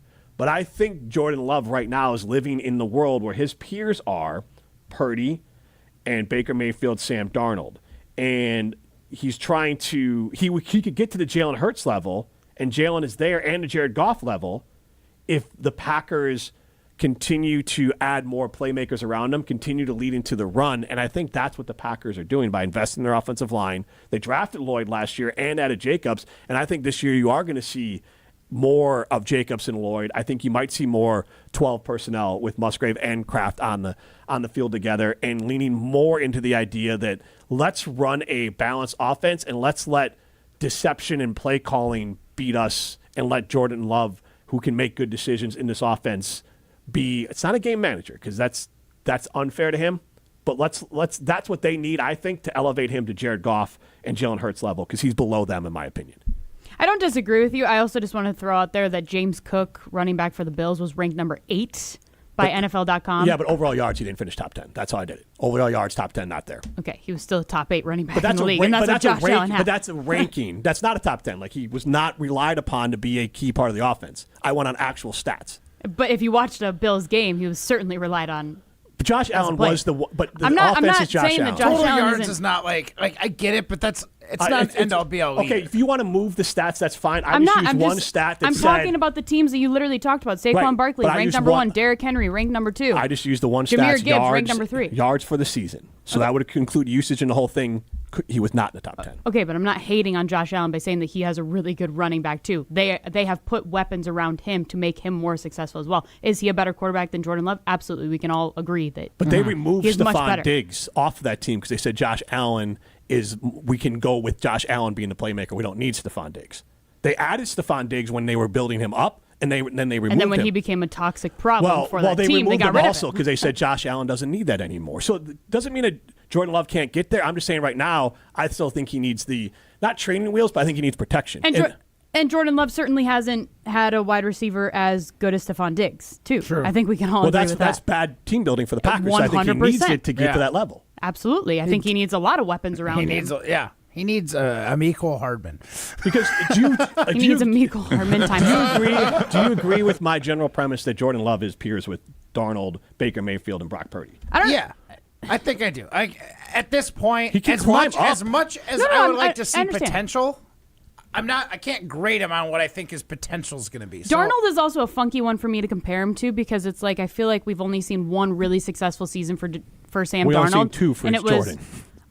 I know, but Sam Darnold has also been in the league and bounced around from team to team to team. Bad teams, not the same situation. I'm not saying that Sam Darnold isn't whatever. I'm just saying that the successful year that we saw with him, he had the best receiving core in the NFL. So that's why I compare him to Sam Darnold, is because if you gave Jordan Love that, then he could get to Jared Goff level. That Sam Darnold was successful because you put him in a QB-friendly offense with players around him. Jordan Love is as successful as he can be right now unless the Packers add a way to get more playmakers around him. And maybe that's Lloyd getting healthy, and maybe that's Musgrave getting healthy so they can run 12, and maybe it's the general growth of the wide receivers. But I think Matt LaFleur and his team in the offseason is going to kind of continue to look at it and be like, hey, you know what? Let's build our team more and more on giving the ball to Jacobs and to Lloyd, and let's try to be safe and get the ball to Kraft, and let's ask Jordan Love to do less because we'll go farther. I guess what I'm kind of reading into right now is if you were to have dropped Jordan Love onto the Vikings last year, does he have a better record? Like, do the Vikings win the division? I think they have the same. It's tough because that one, the division came down to the last game against the Lions for the Vikings. Last year, no. Year in and year out, I think last year everything's exactly the same as Jordan Love's a quarterback with the Vikings. Last year. Now, to Molly's point, I was trying to help you prove your point because you said if he had those kind of weapons, he'd be at Jared Goff's peer. Right now, he's currently Sam Darnold's. And then when I presented the question, you said it was the exact same as Sam Darnold. So you don't think he can get to Jared Goff level if he had the weapons on Minnesota? I think Sam Darnold last year's I'm expecting regression from Sam Darnold. So, Sam Darnold was elevated. He's going to regress on Seattle. So, Sam Darnold was elevated. To Molly's point, Sam Darnold was elevated because of all those weapons, and I think Jordan Love would have had the same elevation. If you put Sam Darnold's going to slide back down a little bit. Totally. 100%. And so, that's kind of where Sam Darnold was closer to Jared Goff last year alone because he had ungodly weapons. Just like Brock Purdy is going to be closer to that Jared Goff level when you give him all those weapons. And then he's going to fall back down into the peer group that I have these guys in, Baker, Sam, and not Jared Goff, but obviously Brock Purdy. Love. And then Jordan Love in there. I think Jordan Love, even next year, can climb to Jared Goff level or even Jalen Hurts level if the playmakers around the Packers step up. They're clearly not adding anyone else, but there's room for growth. Yeah, you're hoping on those players to get better. I don't know with our wide receivers, man. If they get marginally better, how much better can Jordan Love really get? So honestly, the most help to Jordan Love right now is hoping that Marshawn Lloyd gets healthy and this running game can be as devastating and deadly as possible because the wide receivers, I don't see them making a huge jump. I think they're going to get better. But, if they get a little bit better, that's not going to make Jordan Love exponentially better unless Jordan also improves his game, and he's had plenty of time to do it. I also think that the offensive line plays a major role in how Jordan Love continues to develop, which is a focal point that it seems like Brian Gutekunst is harping in on this season. And most teams would be very jealous of the Packers' offensive line. It absolutely. It may be as good as it's been in the past, but it's still a very good offensive line. But I think so much of it is look how injured he was last year, that played a role in it too. And I'm not making excuses by any means. I'm just saying, just another thing to add to the list. We don't know exactly when he was fully healthy. Yeah. We just don't know the answer on that one. But I would say to the offensive line point, again, back to the running game, makes the offensive line look better because you can't tee off. So, again, LaFleur and the running game for me and the deception is going to be the biggest key for success for the Green Bay Packers this year, not Jordan Love. That's the way I look at it. That he is still more in that avatar stage. If I ask the question, 844-770-3776 on the Carbus Talking text line, list is more. Is Jordan Love closer to Brock Purdy or is he closer to, who would you want, Josh Allen, Joe Burrow? Which one do you want to list there? Because Joe Burrow's in his draft class. Oh, that's interesting. Well, the answer is Brock Purdy. Either of those guys. Yeah. It's Brock Purdy. So let's just throw it out there. 844. I don't want to go Jaden Daniels because he only had 1 year. Jaden Daniels looks like a star, but he could C.J. Stroud and just level out. Mm-hmm. Or Jordan Love did. Jordan Love leveled out. He didn't get worse last year. He just didn't make that big jump that everyone thought. For sure. So let's just do the draft class there. Is 844-770-3776, signing limited poll question. At this point in their careers, is Jordan Love closer to Brock Purdy or Joe Burrow? All right, and we're going to do trivia right now because Matt Hamilton loves trivia. So, I sure do. Ryan, tell us how we're doing this. So the way trivia works here on Wilde and Tausch, we have our own trivia segment that Jim loathes. By the way, loathes all trivia. It's all trivia, yes. He loathes all trivia, which is what we have to do it today on Wilde and Tausch because Jesse Nelson loves trivia, and so does Matt Hamilton, even though he doesn't know much trivia when it comes to college basketball. If there's not a more ringing endorsement for my dislike of trivia that Jesse Nelson loves it, I don't know what that is. Oh, I thought you were going to say Matt. Oh, dang. I'm cool. I too. And I love trivia. Matt is cool. Cool. All right. So, guys, we're talking about Michael Jordan. So why don't we just go caller number 23 for Wilde and Tausch trivia? We'll get a caller on the line, and then they will participate in trivia. And their responses and whether or not they win will be determined next week when they draw the trivia winner for Wilde and Tausch on Monday when Jesse's back because he's too busy in Dubuque. But Matt Hamilton, because he also loves trivia, is going to participate along with our caller today. All right. All right. All right, so caller number 23 is going to compete against Matt Hamilton in Wilde and Tausch Trivia, 844-770-3776. Caller number 23, 844-770-3776. Caller number 23 will compete against Matt Hamilton in Wilde and Tausch Trivia. Coming up next, 844-770-3776. This is the Jim, Matt, and Molly takeover of Wilde and Tausch. This is Wilde and Tausch, driven by Zimbrick Chevrolet in Sun Prairie on 100.5 ESPN. See their full inventory at ZimbrickChevrolet.com. To those who've ever dreamt of their perfect event, those dreams are worthy and they are possible. Hi, it's Jeffrey from Celebrations Entertainment. With hard work, passion, and great music, we will make your event dreams a reality. Every event is a labor of love with one-on-one planning, customization, and flawless execution. Bringing your event to life is what we do. For a fun, memorable event, visit celebrationsentertainment.com. That's celebrationsentertainment.com. Mark Tauscher here to tell you a little bit more about Everlight Solar. We all know that electricity costs are on the rise. That's why you need to talk to my friends over at Everlight Solar. Their local team here in Madison is here to keep it simple. From your no-cost consultation to solar panel installation, the team at Everlight Solar will be with you every step of the way. Not only will they help you save money, but by switching to solar, you're also helping save the planet. Everlight Solar, a proud partner of Wisconsin Athletics. Check them out at everlightsolar.com. It's time for the Milwaukee Basketball Report on 100.5 ESPN. Lillard's going to tee up a three, and he splashes it through for the left wing. Brought to you by Michelob Ultra, the official beer of the Milwaukee Bucks. Easy work for the Bucks in LA on Thursday night as they take down the Lakers 118-89 behind who else but Giannis Antetokounmpo's 28 points. But it was Gary Trent Jr. with 6 threes off the bench. Giannis has it against Len on the right post. Takes Len into the middle, throws it to Trent. Catch and shot left wing three. You betcha! That's number 6. And the lead is 20. Timeout, J.J. Redick. The win did come, however, without Luka Doncic or LeBron James playing for the Lakers. The win snapping a 2-game losing streak, by the way, for the Bucks, who are in Sacramento on Saturday night to take on the Kings as they continue their road trip. This has been your Milwaukee Basketball Report on Madison's home for Bucks basketball, 100.5 ESPN. Brought to you by Michelob Ultra. All day, every day, the Carbless Talk and Text line is open for you. 844-770-3776. The Carbless Talk and Text line. This is more.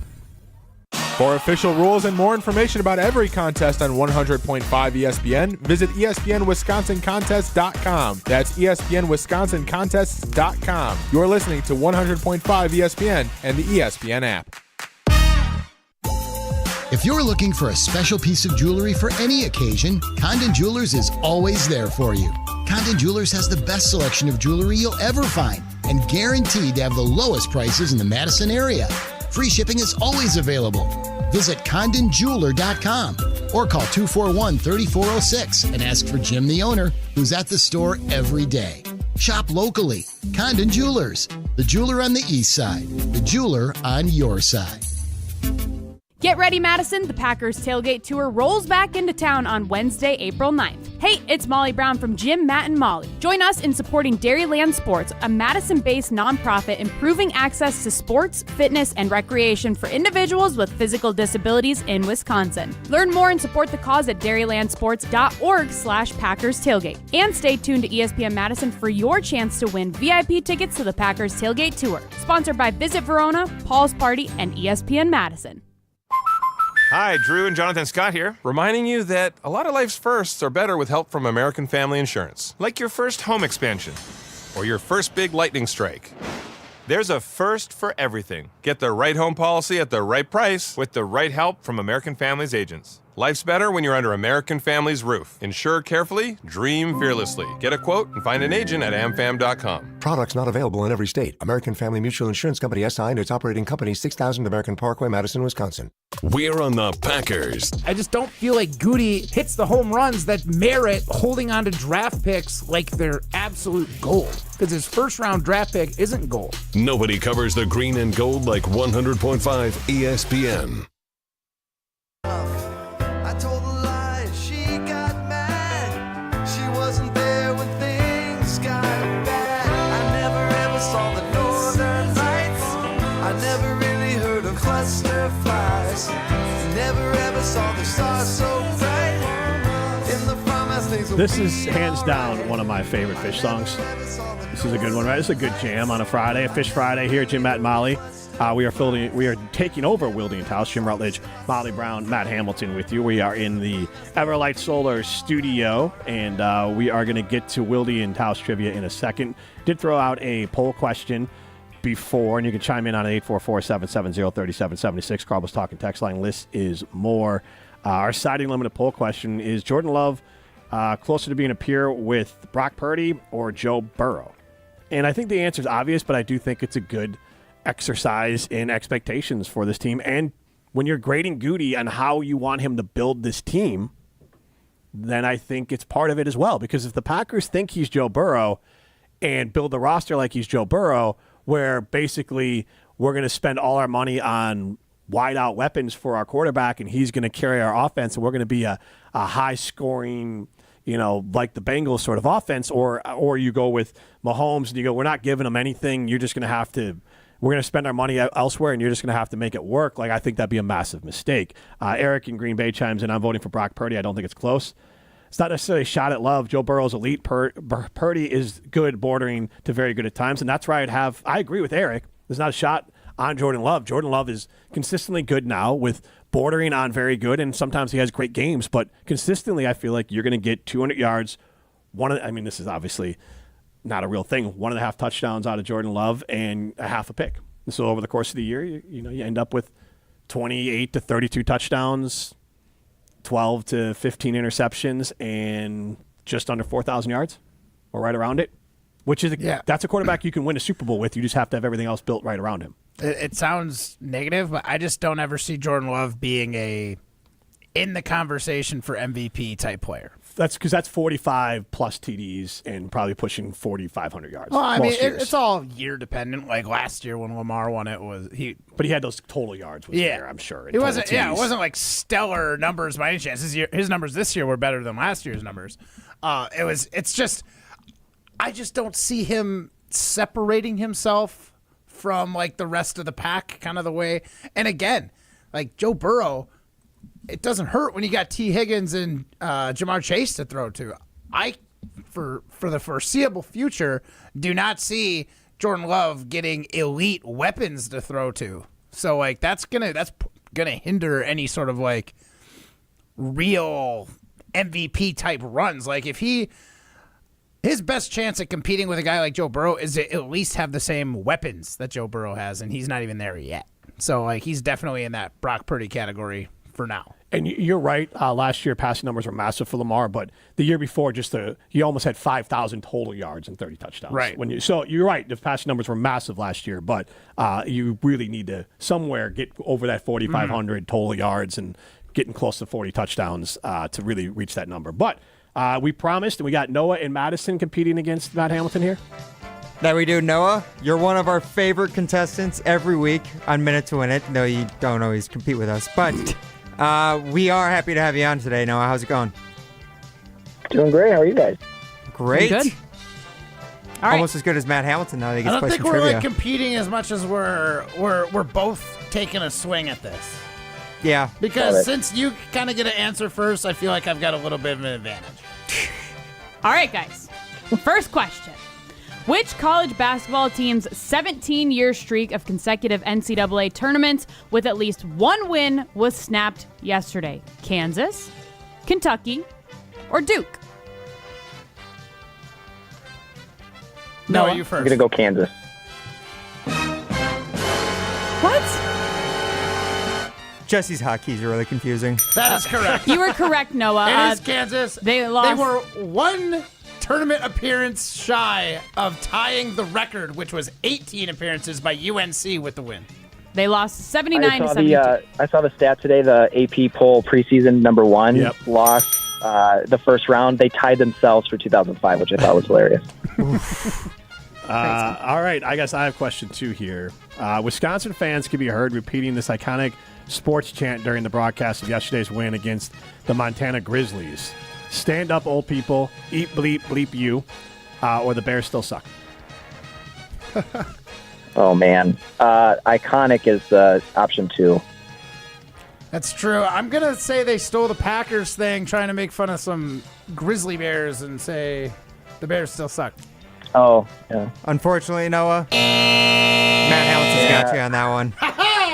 Yeah, as soon as I answered, I was like, well, it's probably inappropriate, kid. I don't know. Now, I would like to point out that all statements to the contrary, that Packer fans are not just as obsessed with Bears fans, because this happened at a Packer game when the Packers Sunday night against the Saints, or national televised game against the Saints, they did the same thing. Yeah. So like they're all petty. Just like a reminder, all sports fans are petty as hell, including Packers. Is it fair to say that Wisconsin fans, this was a neat little ironic joke? No, because they did it against the Saints Grizzly too. Bears? Like you just but they do did it it against the Grizzly Yeah, Bears. But you did it against the Saints. You do it against teams all the You're time. not going to get Jim to agree to this one. It is funny. It is cool. I never gonna agree. definitely did a Jim Rutledge impersonation yesterday. As soon as I heard that on TV, I was like, "This is exactly how Jim's gonna react," and I basically did say exactly what Jim just said. Well, I'm not hating on it. I hate on fan snobdom. Like we're all petty, and you're just as petty. That's my whole point. I'm not saying it's wrong. I'm just saying everyone's petty. I don't hate on it. I'm just saying stop pretending you're not as petty. Okay, That's all. Everyone's petty, and we got to finish up with Wilde and Tausch trivia here. So, Noah,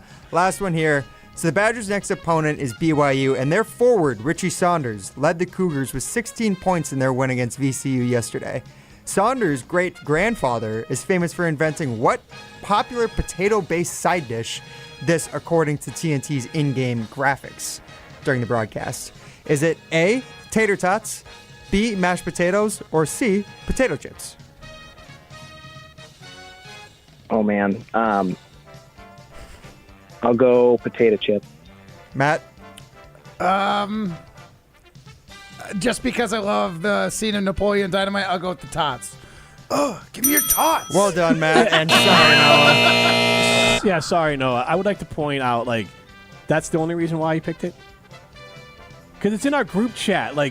Was it? Yes. Oh, I saw it on the game yesterday, It was so in our that's how group I knew chat, it. yeah. So, I was driving sorry. from from last night. Jim, 10 minutes I from sent the that. game. I sent that to a different group chat. Oh, you did? Okay. I did not send that to Matt. So that was my concern, because Matt did pull the other stat, which was great comprehension from Matt in the group chat. He gave all the, and Matt pulled it, and I'm giving him credit for it. So Who's then I a was good like, boy? I'm a good boy. No kidding. but then I was like, look, you don't pat him on the head every once in a while. He gets upset. So I do. It was a good job. I'm not knocking him for it, but then I thought he missed it. But there's too many group checks. Yeah, that group one, chats going on. I was not a part of that one. Well, Plus, tots are like an elite form of potato. It's one of my favorites. Hopefully we can add Noah and Madison to a group chat for being one of our most diehard fans.